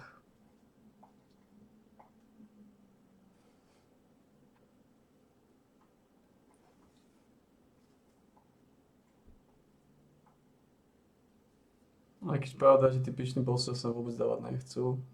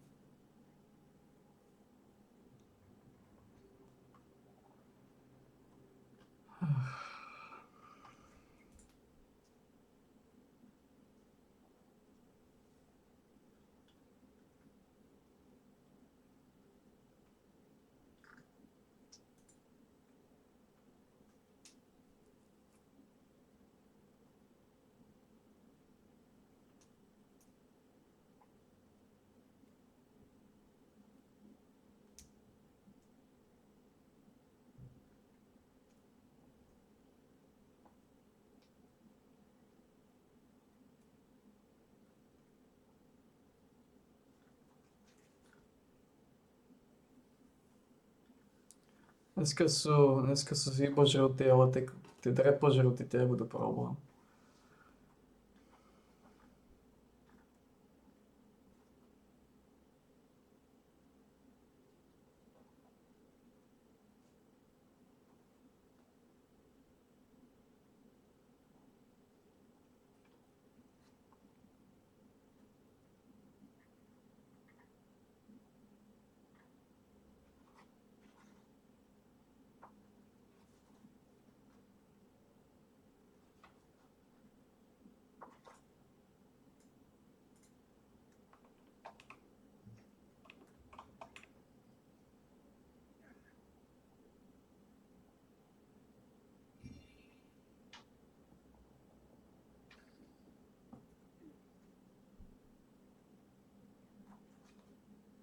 Čo tu žmolíš?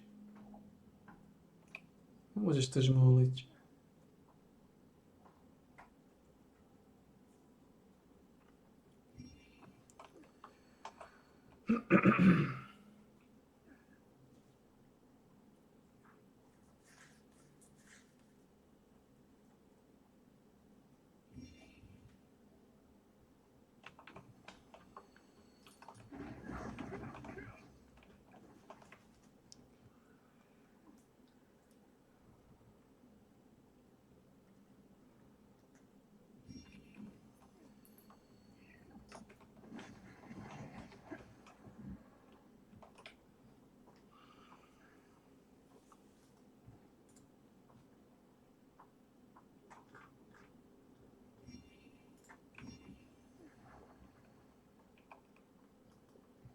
Takže o 4. nič v podstate, o 8.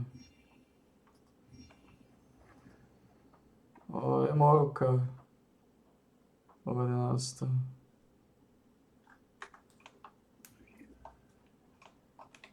Not bad.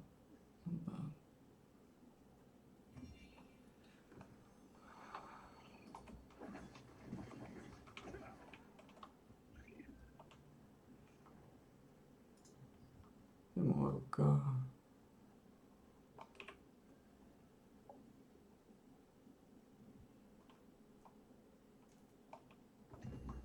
Púšťame to už nie teraz.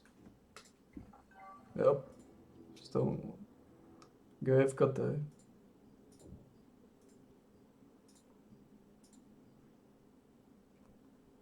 Takže nakoniec Tito teda úspešne predbehol.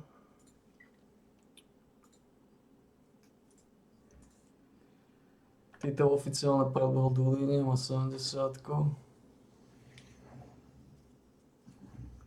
Klikme na item level.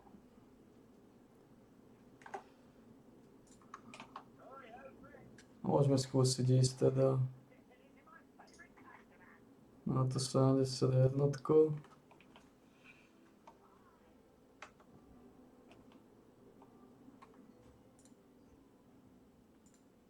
Aj keď to znie drsné, ale skúsme.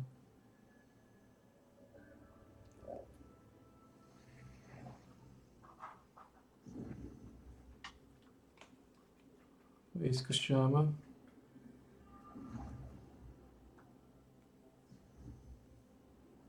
Aj keď, asi by som nemal.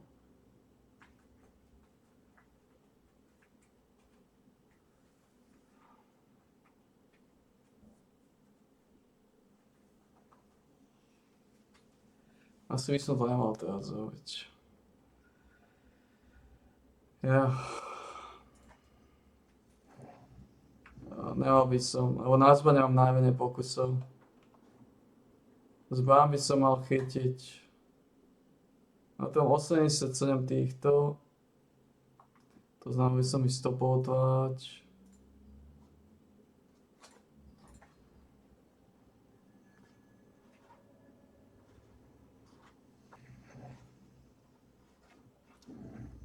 Lebo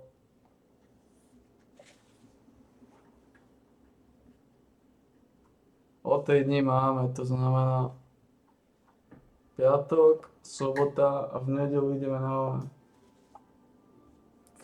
na tie A tie dungeony tam tiež môžu, tam padajú tiež iba brnenia. Hej, no.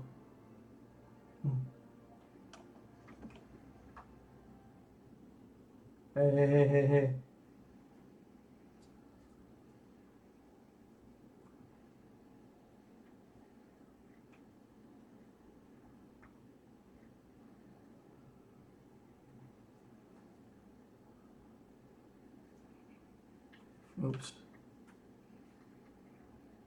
Oops.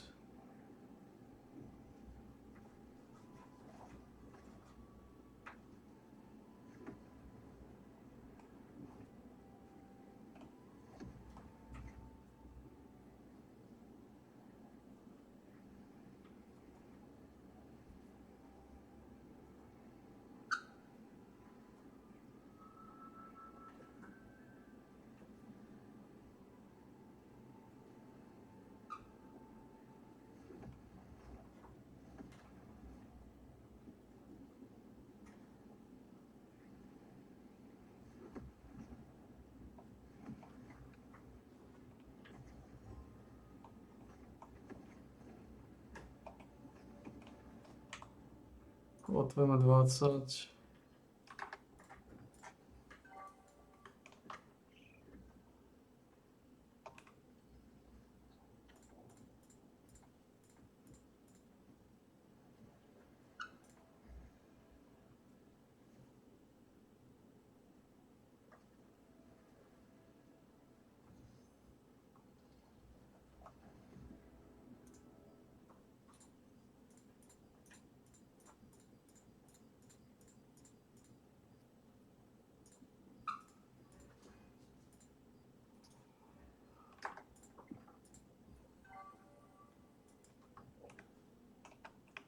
To môže byť upgrade.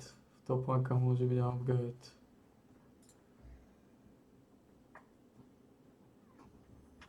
Nákaz bol upgrade v brnení modrou a toto mi dá. Dobre, takže máme upgrade tu.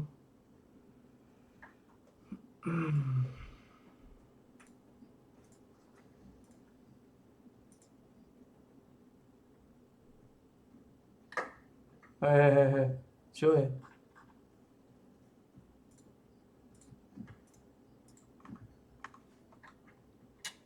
Hej.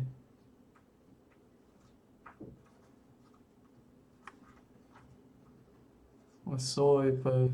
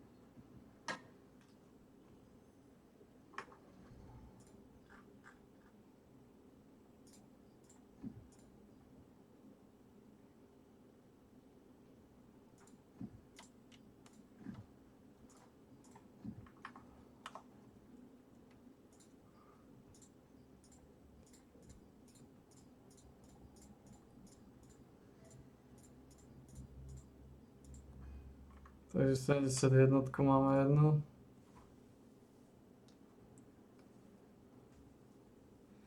That's a fine gauger.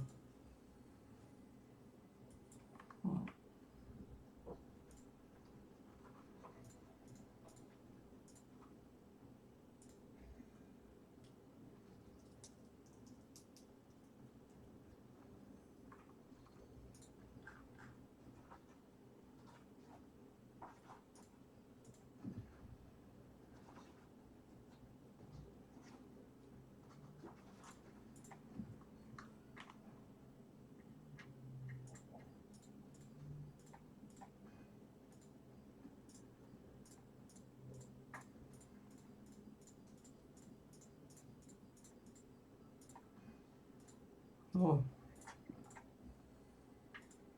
To není už nič. No.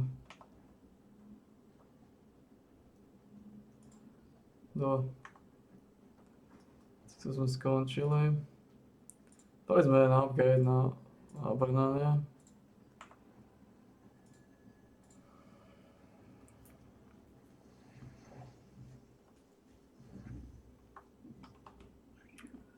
Získali sme jedný katej, čo nie je vôbec zlé.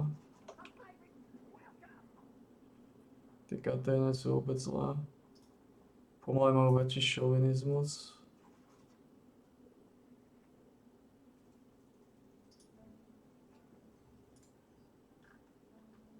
Ako... Máme tu ešte aj katej niekde menšie, máme 52. Máme tu 51 katej. Máme ich tam.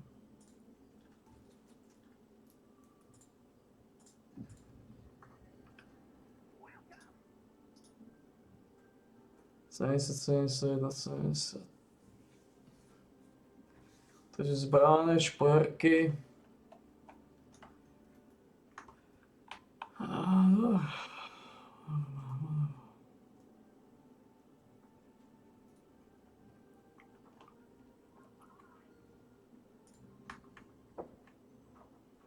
To.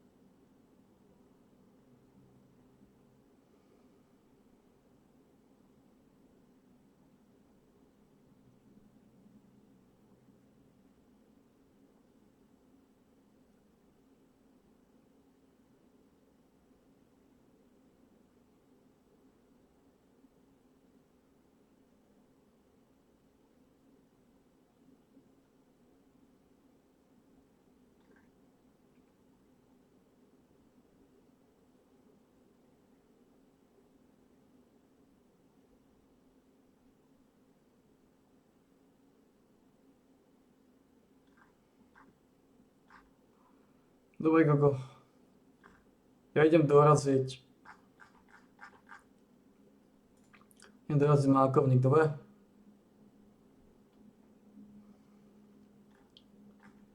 Ja viem, že by si chcel mákovník, ale ty nemôžeš mákovník. Už si dneska mal svoju dávku. Svoju dávku mákovníku. No.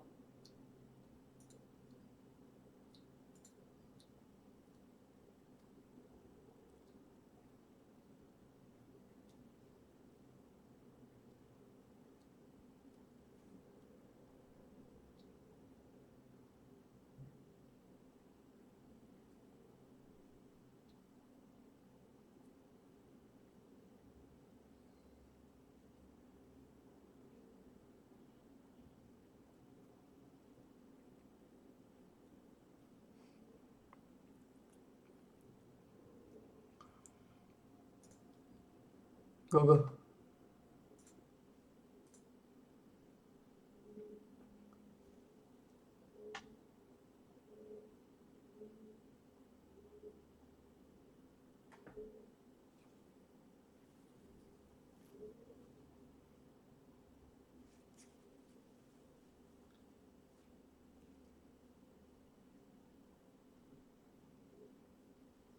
Ja viem, že sa rád ošívaš, ale ošívanie trochu škodí.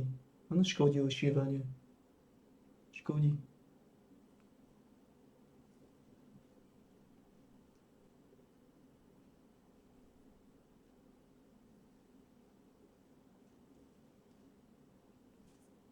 No hlavne vieme, že chceš mákovník.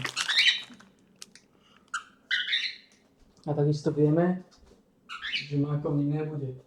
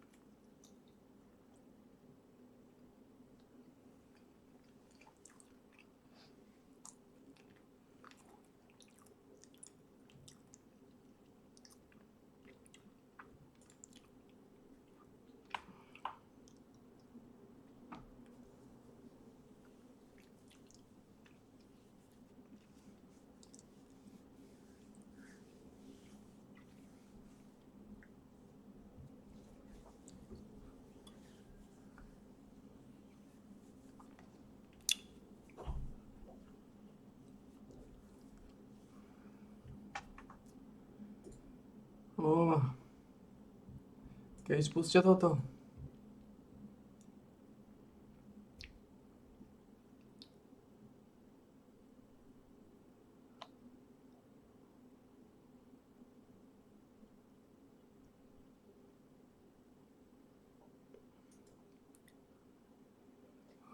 Otete.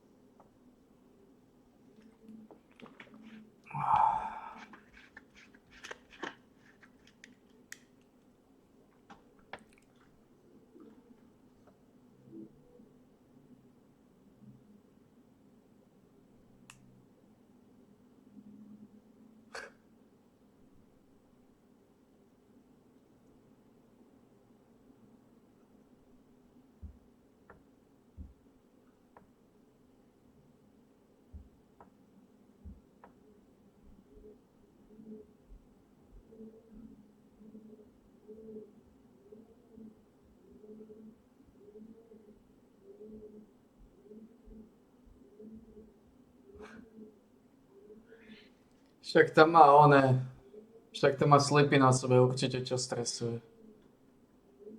Čo stresuje, má tam slipy.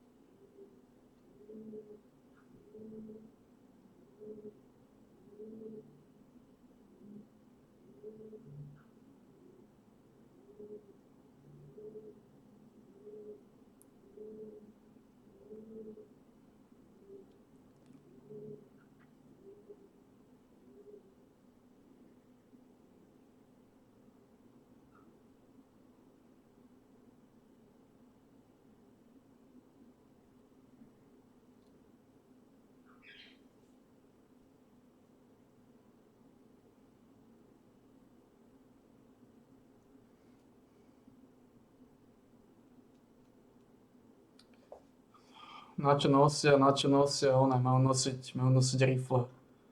Pičné ženy. Chodia polonáhe po ulici a čudujú sa. Pičné ženy.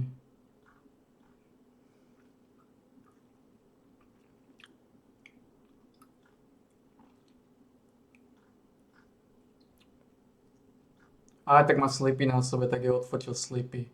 Odfotil ako v slipoch, ako nechápem. Vôbec toho veľkú drámu.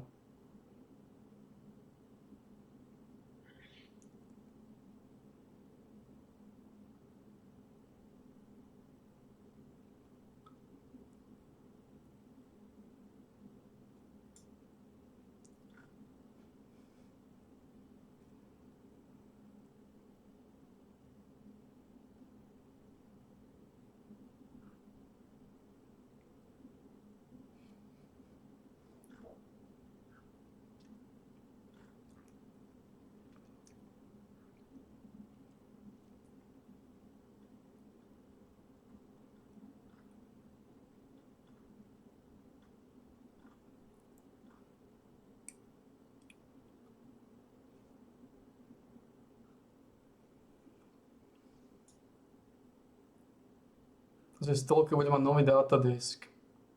Wow.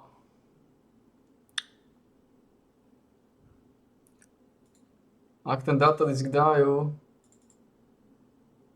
ak ho dajú do 21.90, môžeme robiť, že ho grebneme. Ale ťažko povedať, že speech soja.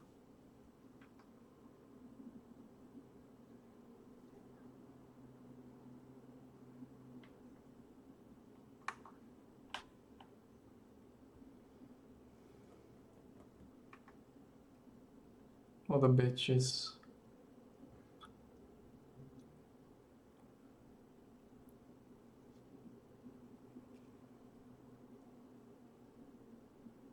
Look at these bitches.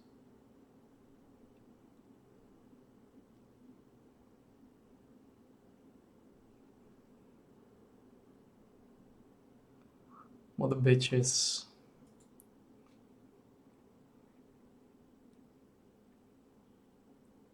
What a bitches, these people. Man, humans are fucking skunks.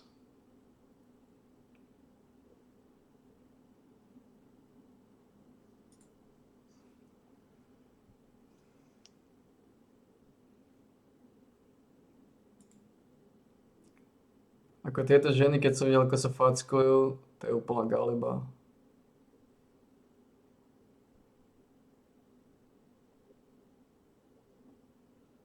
To je úplná galiba, ako sa ženy fackujú.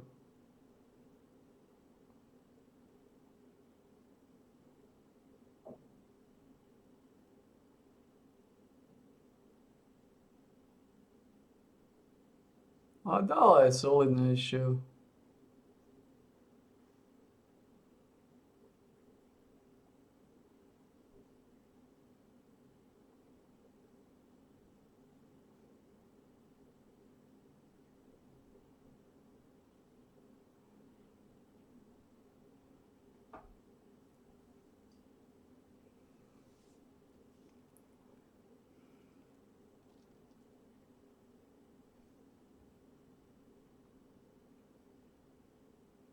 Dále solidnejšiu.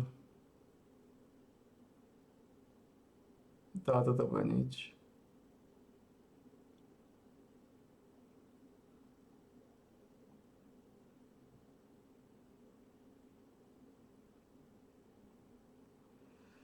Táto neviem, že dá nejakú bombu. Aby za ani vytrénovaná. A to sú slabé, ani to nič. A to tučka ju zloží. To sú slabé bomby.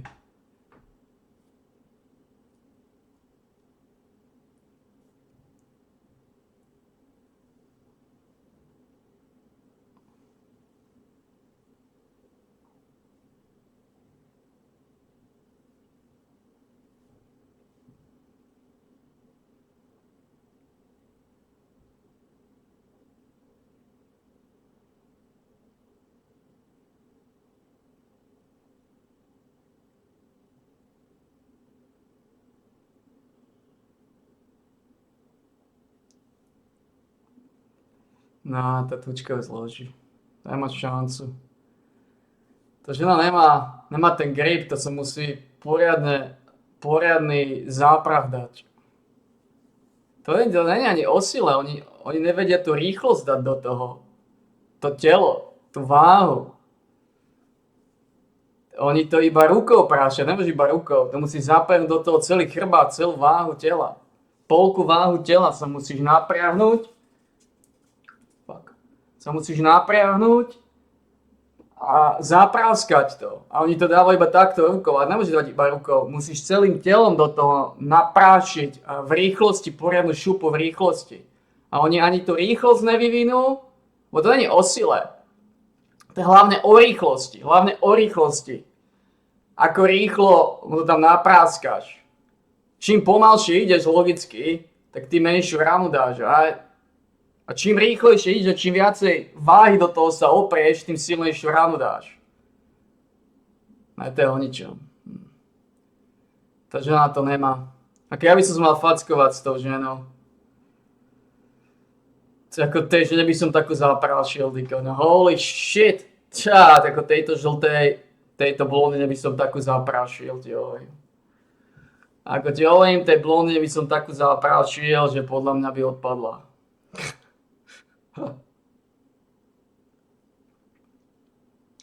To je nič, to sú slabé. To sú slabé odvary, obidve, aj tá tučná je slabý odvar. Lebo oni to nedávajú váhu tela kvalitnú. Ani rýchlosť.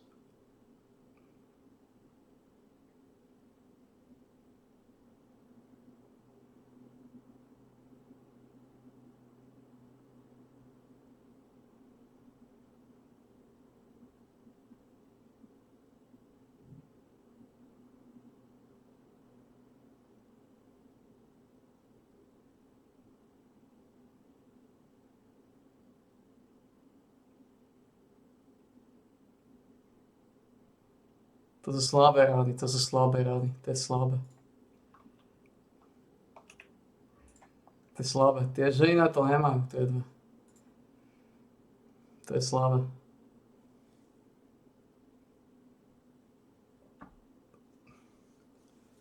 Lebo to aj není o sile, toto není o sile, toto je o technike hlavne.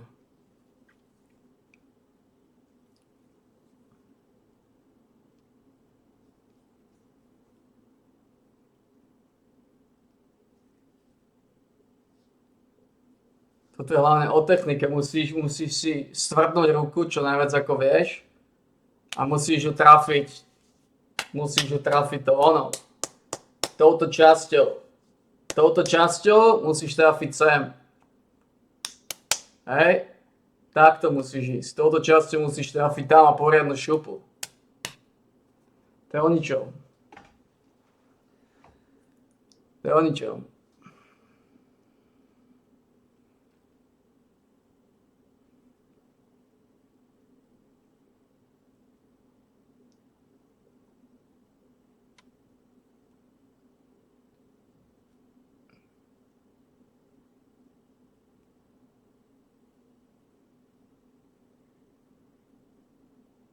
To je o ničom. To je o ničom. Tie ženy, to sú amatérky, toto je ten problém. To sú amatérky. To sa nemôže byť samozrejme úplne slabý, musíš niečo cvičiť, hej, nejaké cviky, nejaké kliky. Musíš mať isté svaly v ruke. A tá žltá nemá žiadne svaly v ruke. A nemá ani taký náprah, nevie dať. A typujem, že nedáva ani tou časťou, ktoré má dávať. A typujem, že dáva túto prstiami. Typujem, že dáva touto časťou vrchnou a nie touto spodnou. Toto je tá hlavná časť, ktorú musí chytiť. Táto spodná časť ju musí chytiť, nie táto vrchná. A oni obidve sa mi javia, že použijú túto vrchnú časť. To je o ničom. Obidve použijú túto vrchnú časť, to je hovno. Ja keby som tam došiel a praskol jednej z nich, ty koňo, to by som chcel vidieť. To by som chcel vidieť tá blondína, keby som jej jednu vyprášil. Ak by ostala stáť po mojej rane, tak klobúk dole. Ale, no. To sa tam olizujú obidve. To nevedia, no.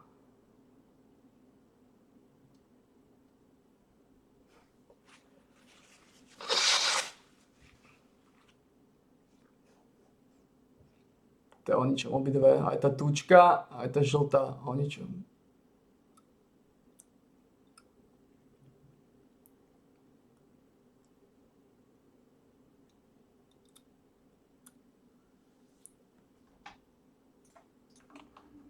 O ničom obidve, oni teda touto vrchnou časťou, toto spodnou musíš rezať hlavne. Toto spodnou, to hlavne chytí a toto je tam len ako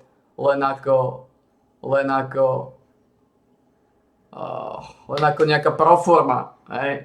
Ale toto je tam len proforma. Tým toho chytíš a hneď toho len dotkne ako proforma. No a tie ženy sú o ničom. Oni vôbec nevedia, o čom to je. Vôbec.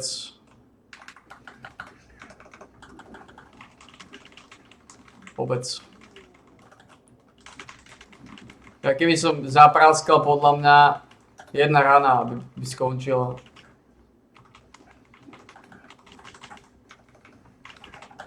Lebo to ani není o sile, samozrejme, že musíš mať silu v rukách, Oni nemajú, ani jedna z nich nemá silu, ani jedna z nich. Podľa mňa ani jedna z nich nedá 20 klikov, obyčajných klikov 20. Samozrejme, že musíš mať istú silu, to je jasné. Musíš mať, nie že silu, svaly musíš mať nejaké, musíš mať nejakú silu v tých rukách, to je jasné. A to je prvý veľký problém, že v prvom rade nemajú silu v rukách a v druhom rade nevedia. Oni práskajú ich touto vrchnou časťou, nie touto spodnou.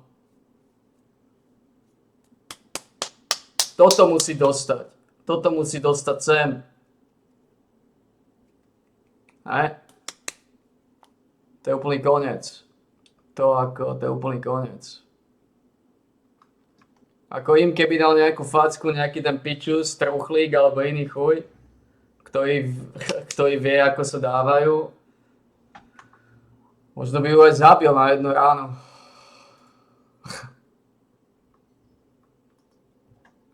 To oni vôbec to nevedia. Ale oni mi nemohli, ale ja som rovnaká váhová kategória ako oni, aby som mohol. Takže tu sa môžeme doťahovať, že ty si muž, to je jedna, som rovnaká váhová, ja mám 56 kg, tá tučka má viacej kg ako ja. To znamená, sme rovnaká váhová kategória, kde je problém. Má viacej kg dokonca. Sa bojí jedného Titova? Ako sa nejaká žena bojí Titova? Bojí sa nejaká žena Titova, ktorý má 56 kg? Však čo ti môže spraviť 56 kg? Takú by som jej zarezal, ty kokos. Lebo to oni to vôbec nevedia. Takú by som jej zarezal. Neviem, či by som mu náhodou nezabil tiež. Lebo ja by som jej neskutočne zarezal, aby som vôbec nešetril. By som jej neskutočne zarezal.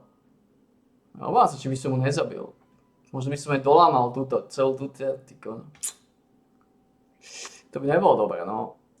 To by nebolo dobré.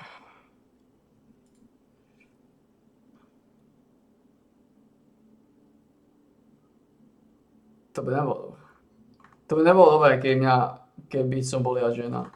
Ako ja keby som bol žena, by som rovnako silný ako teraz. Ako ja keby som bol žena, by som rovnako silný ako teraz. Ako ja by som do toho aj nešiel, lebo nechať si búchať do hlavy je sračka, to nechce, že? Ale pointa je, že keby som ja začínal prvý na nejakú z týchto žien, to je koniec. To je úplný koniec. To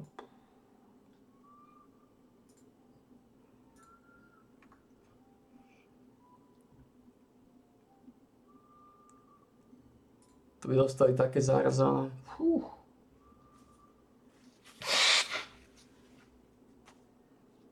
To by dostali také zarezané ako nikto. Oni tam idú ako amatérky, ktoré vôbec necvičia, nemajú tréning, nemajú nič. Ako mňa na nich, ty kokos. Však čo? Mám 56 kg. Podľa mňa tá blondína má toľko kg ako ja. Podľa mňa nemám menej ako 56 kg tá blondína. A tá tučka má určite 65 kg minimálne. Takže o čo sa bavím? Vyrovnaný boj. To nejde 100 kg na 50 kg. Ide 56 kg Titov na 60 niečo kilovú ženu. Na 65 kilovú ženu, podľa mňa má možno aj 70. Podľa mňa má aj 70 tá tučka. To znamená, OK, ide 56 kg Titov na 70 kilovú ženu. Ne, tak na tom záleží, ne? Váhová kategória. Takú by som naprášil, ty kokos.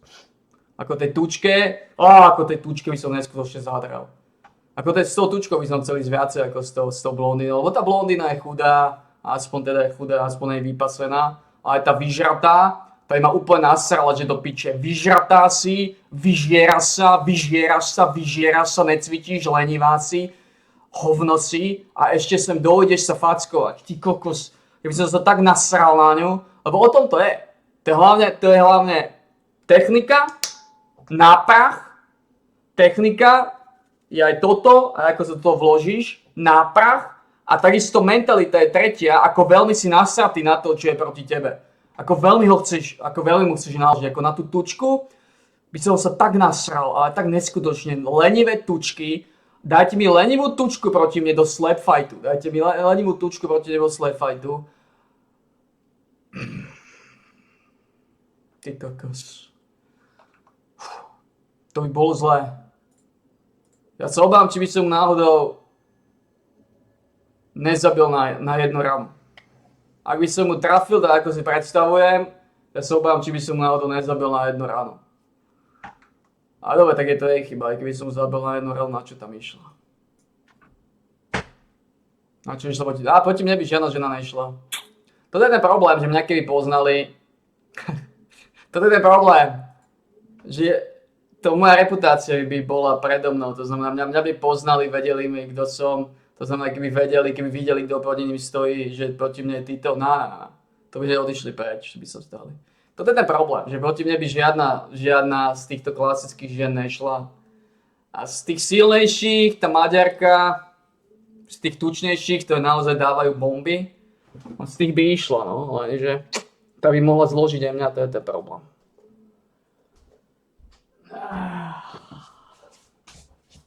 Takže nič, zbytočné špekulácie, pretože žiadna z týchto slabých pičisiek by nešla proti mne.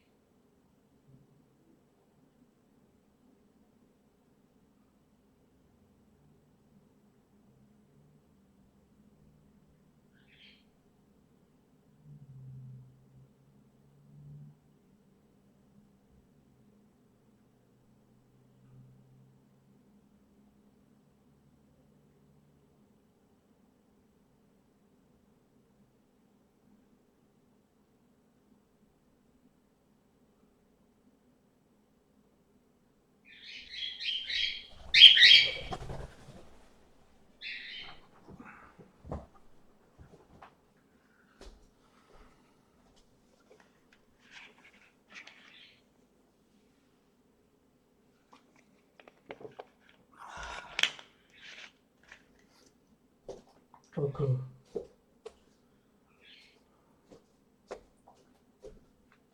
Naši Gargamel.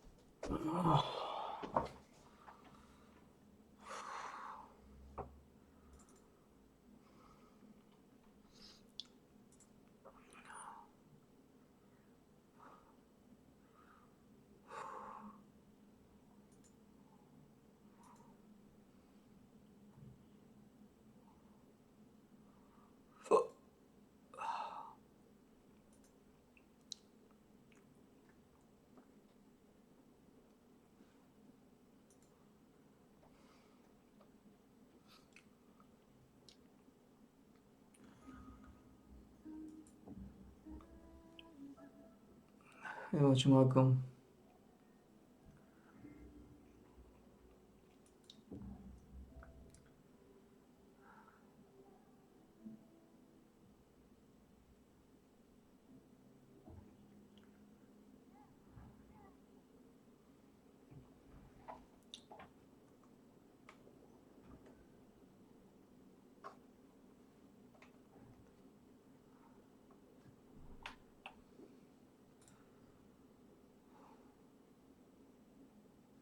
To jazde dole kokoti.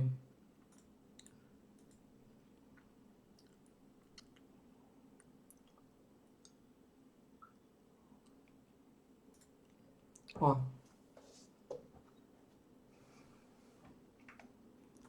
Povedať šmákom trochu mákového závinu.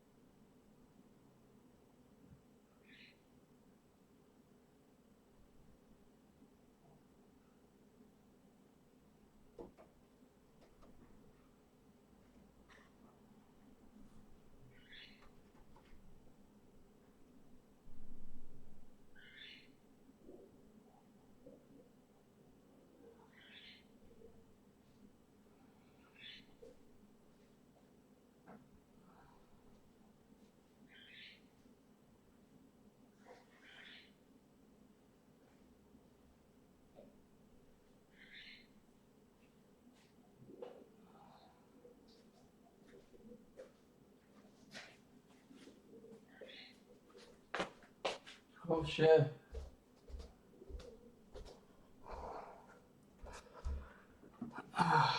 Horšie, že som aj to. A my znova do obchodu. Zobrať tu nejaký Rio Mare.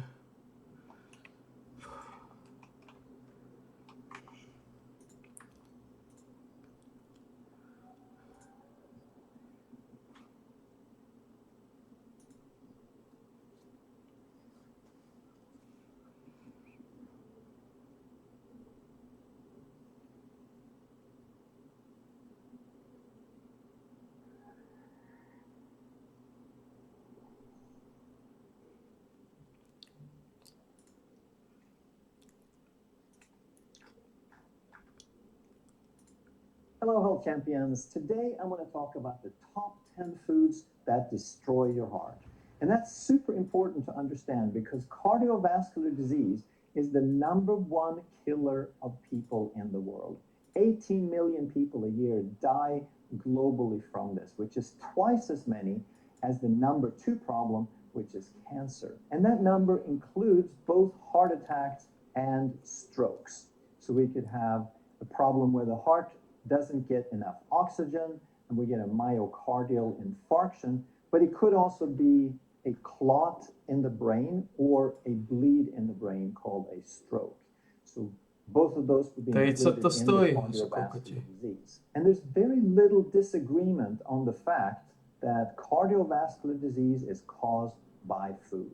It's our lifestyles, it's the way that we eat that causes most of those problems, and yet we can't agree on which foods cause the problems. So that's what we're going to talk So about, and kokoti. we're going to understand that really clearly. So it's important you follow through on all of this so you understand the mechanisms, because otherwise you will just fall in the trap of believing the next list or the next person who claims something. Because if you do a Google search and you look up, which I did, foods that cause heart disease, then what you're going to find is out of 759 million results, the #1 results at the top of the page, which was not a paid ad, was Better Health Channel. I think it was in Australia or something, but it doesn't really matter because they all say the same thing. And they say saturated fat is bad, it causes heart disease. And it does that because it raises LDL cholesterol, which is a bad cholesterol that causes heart disease. And we want to start understanding that that is not how it works. That was a truth, a myth, established 50, 60, 70 years ago that still stays with us, even though the evidence is very, very clear that this is not how it works, that people who eat good quality saturated fat actually live longer, they don't get heart disease. It's actually the way to reverse heart disease. The mantra that we hear over and over is to avoid animal products such as butter, coconut oil, and lard. We should not eat beef, lamb, eggs, or bacon, and all the dairy products should be non-fat or low-fat, is what they tell us. And that is the problem. So we need to understand what the mechanisms are instead. And then they throw in pastries and biscuits down at the end, kind of like an afterthought. And they don't realize that these two things don't belong in the same category, that the animal products are stable saturated fats that are good for you, whereas the pastries are actually really bad because the fat there is primarily a vegetable fat that they have hardened and turned partially saturated through a process called partially hydrogenated. And that turns a fat, the vegetable fat that was processed and bad to start with, turns it very, very toxic. That creates all sorts of problems. But that's not even the only problem with pastries and biscuits, because they also contain sugar and preservatives and modern wheat and other grains and starches. So throwing that into a list, we often see these different categories of foods that they just mix them together haphazardly without understanding anything about why they would have anything to do with heart disease. So let's understand the real cause of heart disease once and for all.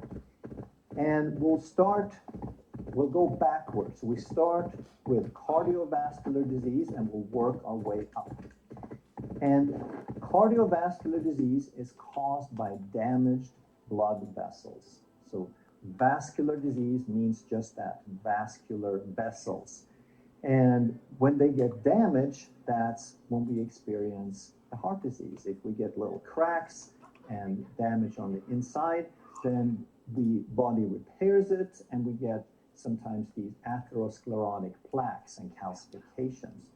If we get a bunch of blood clots, then they can dislodge and flow into the brain and cause a stroke. So what then causes the damage? And Aj o čom hovoríš. Ale si komik. Tak zaleta do kraju. Nakúpiť nejaké mákové záviny. Respektíve nakúpiť túňaky.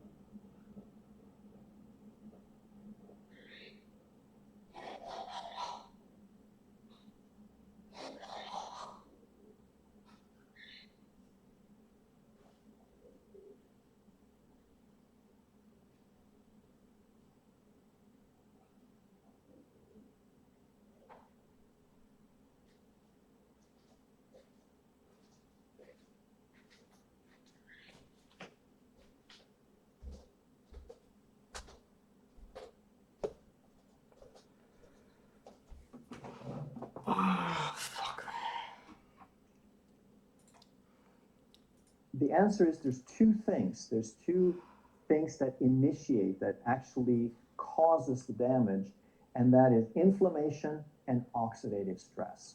A to That's som the chceli end salámy. tool that Salámy nie inflicts sú dobré. the damage, if you will. Ne, So then the question is, of course, working our way up here, Salami what is the one. causes inflammation and oxidative stress? Which foods do that? And the number one mechanism, the number one adaptation in the body that causes these problems is called insulin resistance.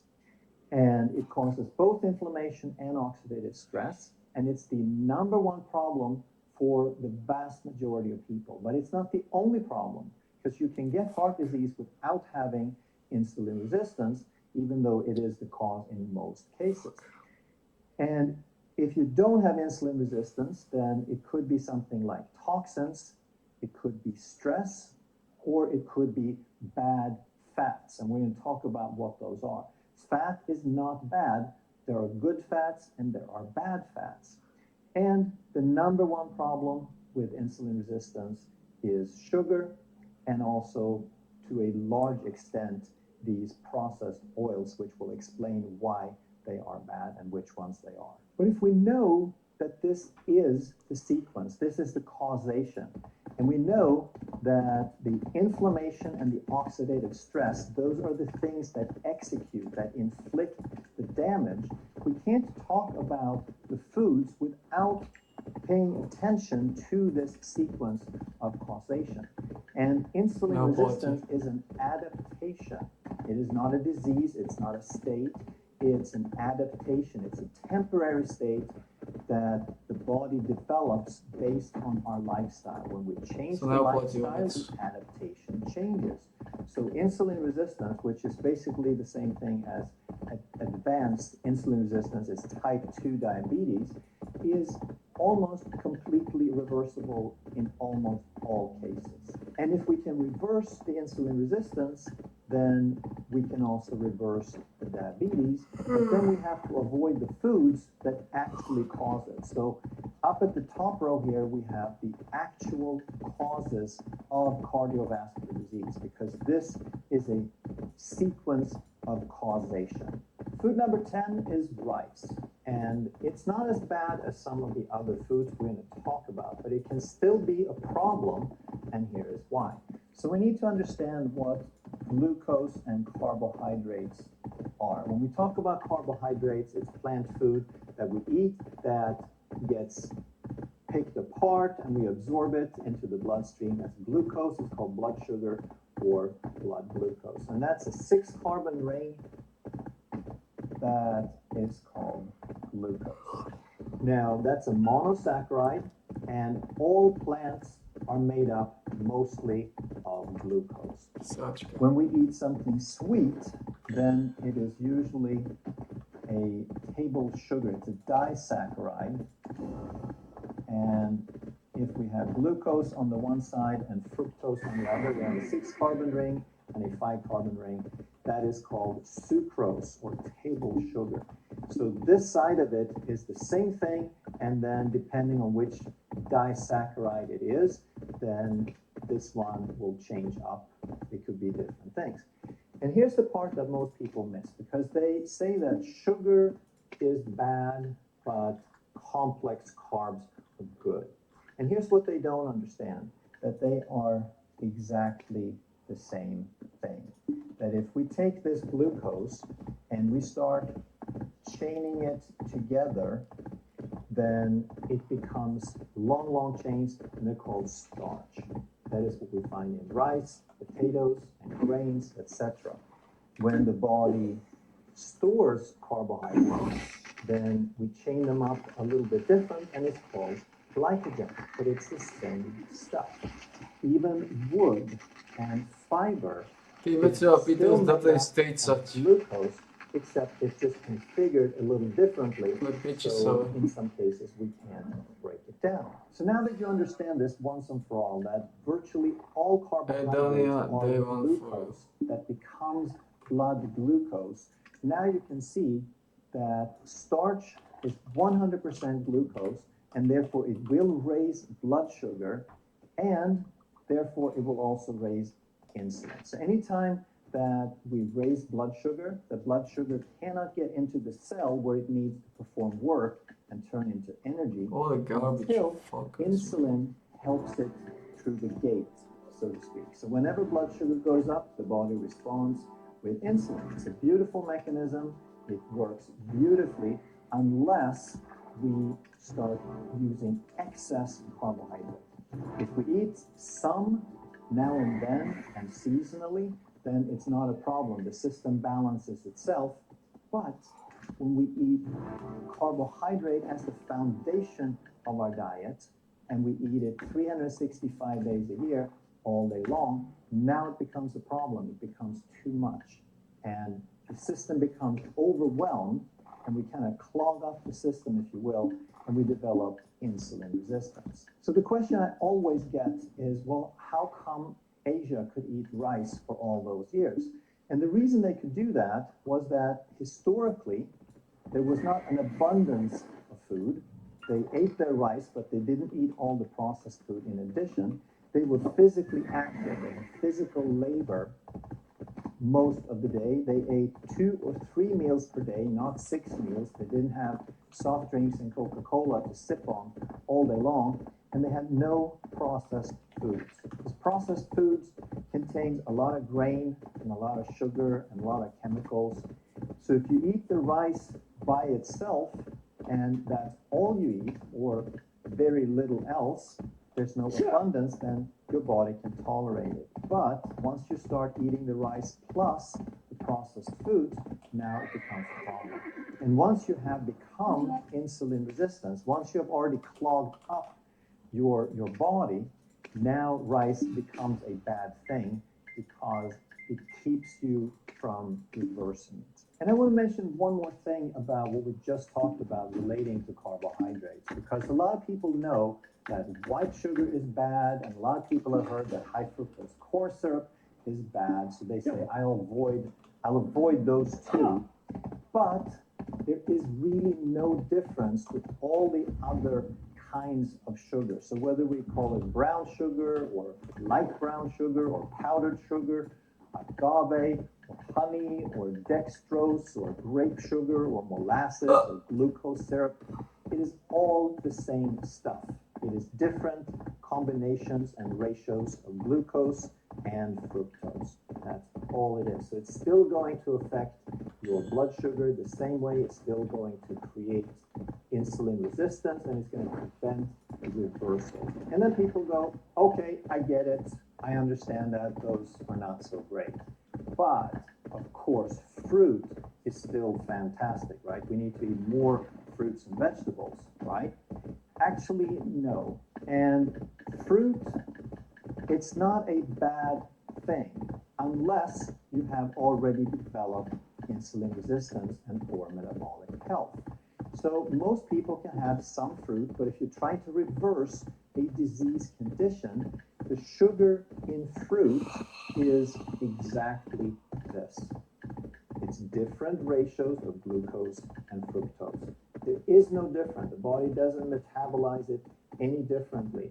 Fruit is better than candy bars because it has more water, it has some fiber, and it's processed a little differently in terms of speed, but the sugar and the insulin required is exactly the same. So if you're metabolically healthy, enjoy some fruit.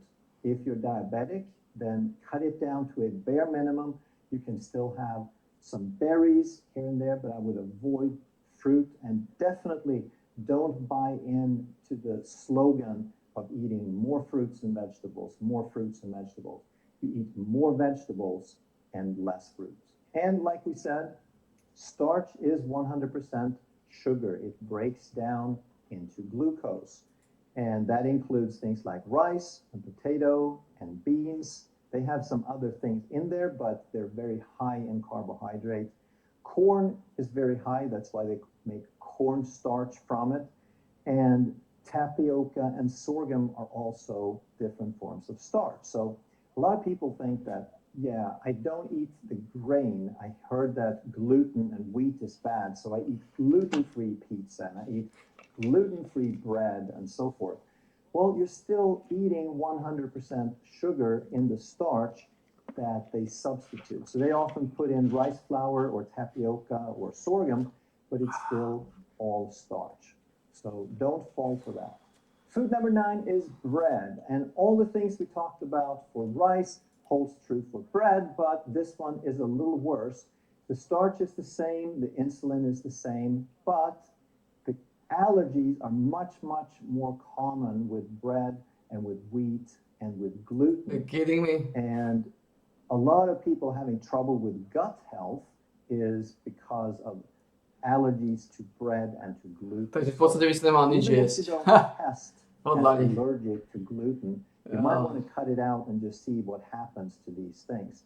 And if you have allergies, if you have poor gut health, that creates inflammation, that contributes to cardiovascular disease. Food number 8 that causes heart disease is alcohol. And why would that be? Well, alcohol is natural in small amounts. It is a natural substance. We Môžete od have konca? an enzyme called alcohol dehydrogenase that is a fit that we can break that down. So it's not a poison in that sense. However, when we have excess, then it overwhelms the liver because the liver is the only place that can process and break down alcohol. So you put it in the body and it circulates and it affects every cell, but the liver is the only place that can break it down and get rid of it, to neutralize it, if you will. So a lot of things that are not necessarily toxic, they become bad when we have too much. So a glass of wine here and there is not a problem. A bottle of wine every day is a big problem. And when we overwhelm the liver, we create something called fatty liver. It used to be the most fatty liver was called alcoholic fatty liver disease. And now most fatty liver is non-alcoholic fatty liver disease caused by fructose. So if you remember, sucrose is half glucose, white table sugar is half glucose and half fructose. That fructose is very similar to alcohol in the sense that only the liver can process it. So a little bit is perfectly natural, like a few berries here and there, not a problem. Excess of fructose and sugar in soda and candy and processed food, now we overwhelm the liver and we create a fatty liver. And once that liver is filled up with fat, it becomes very insulin resistant. And because the liver is kind of the metabolic hub, that fat spreads into the abdominal cavity and sets the tone for the rest of the body.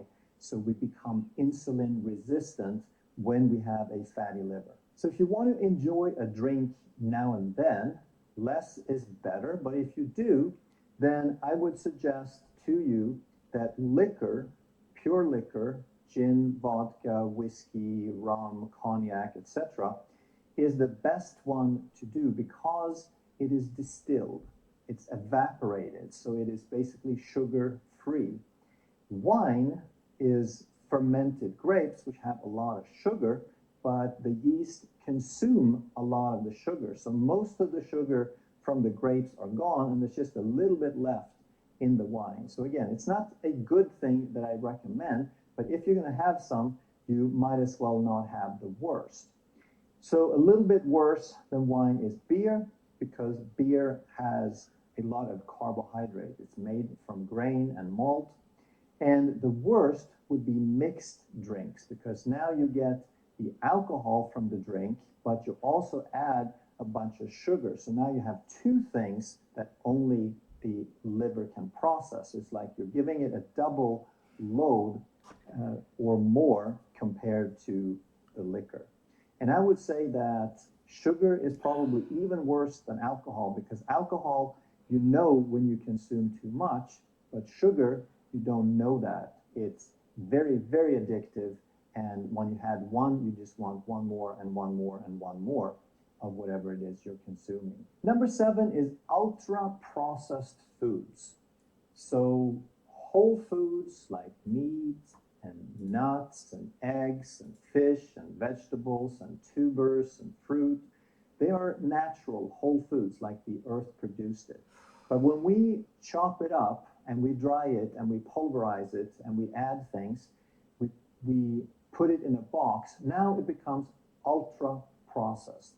And that type of food has been around for a while, but up until maybe 50 years ago, it was less than 10% of the food that we consume. And today, in the United States, it's 73% of the food we eat. 73% of the calories come from ultra-processed foods.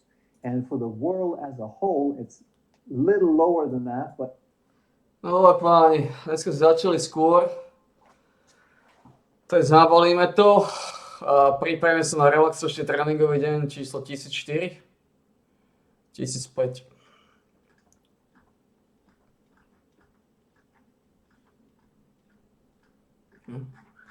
Pripravíme sa na 1005. relaxačný tréningový deň, tak zatiaľ páni, vidíme sa, držme sa.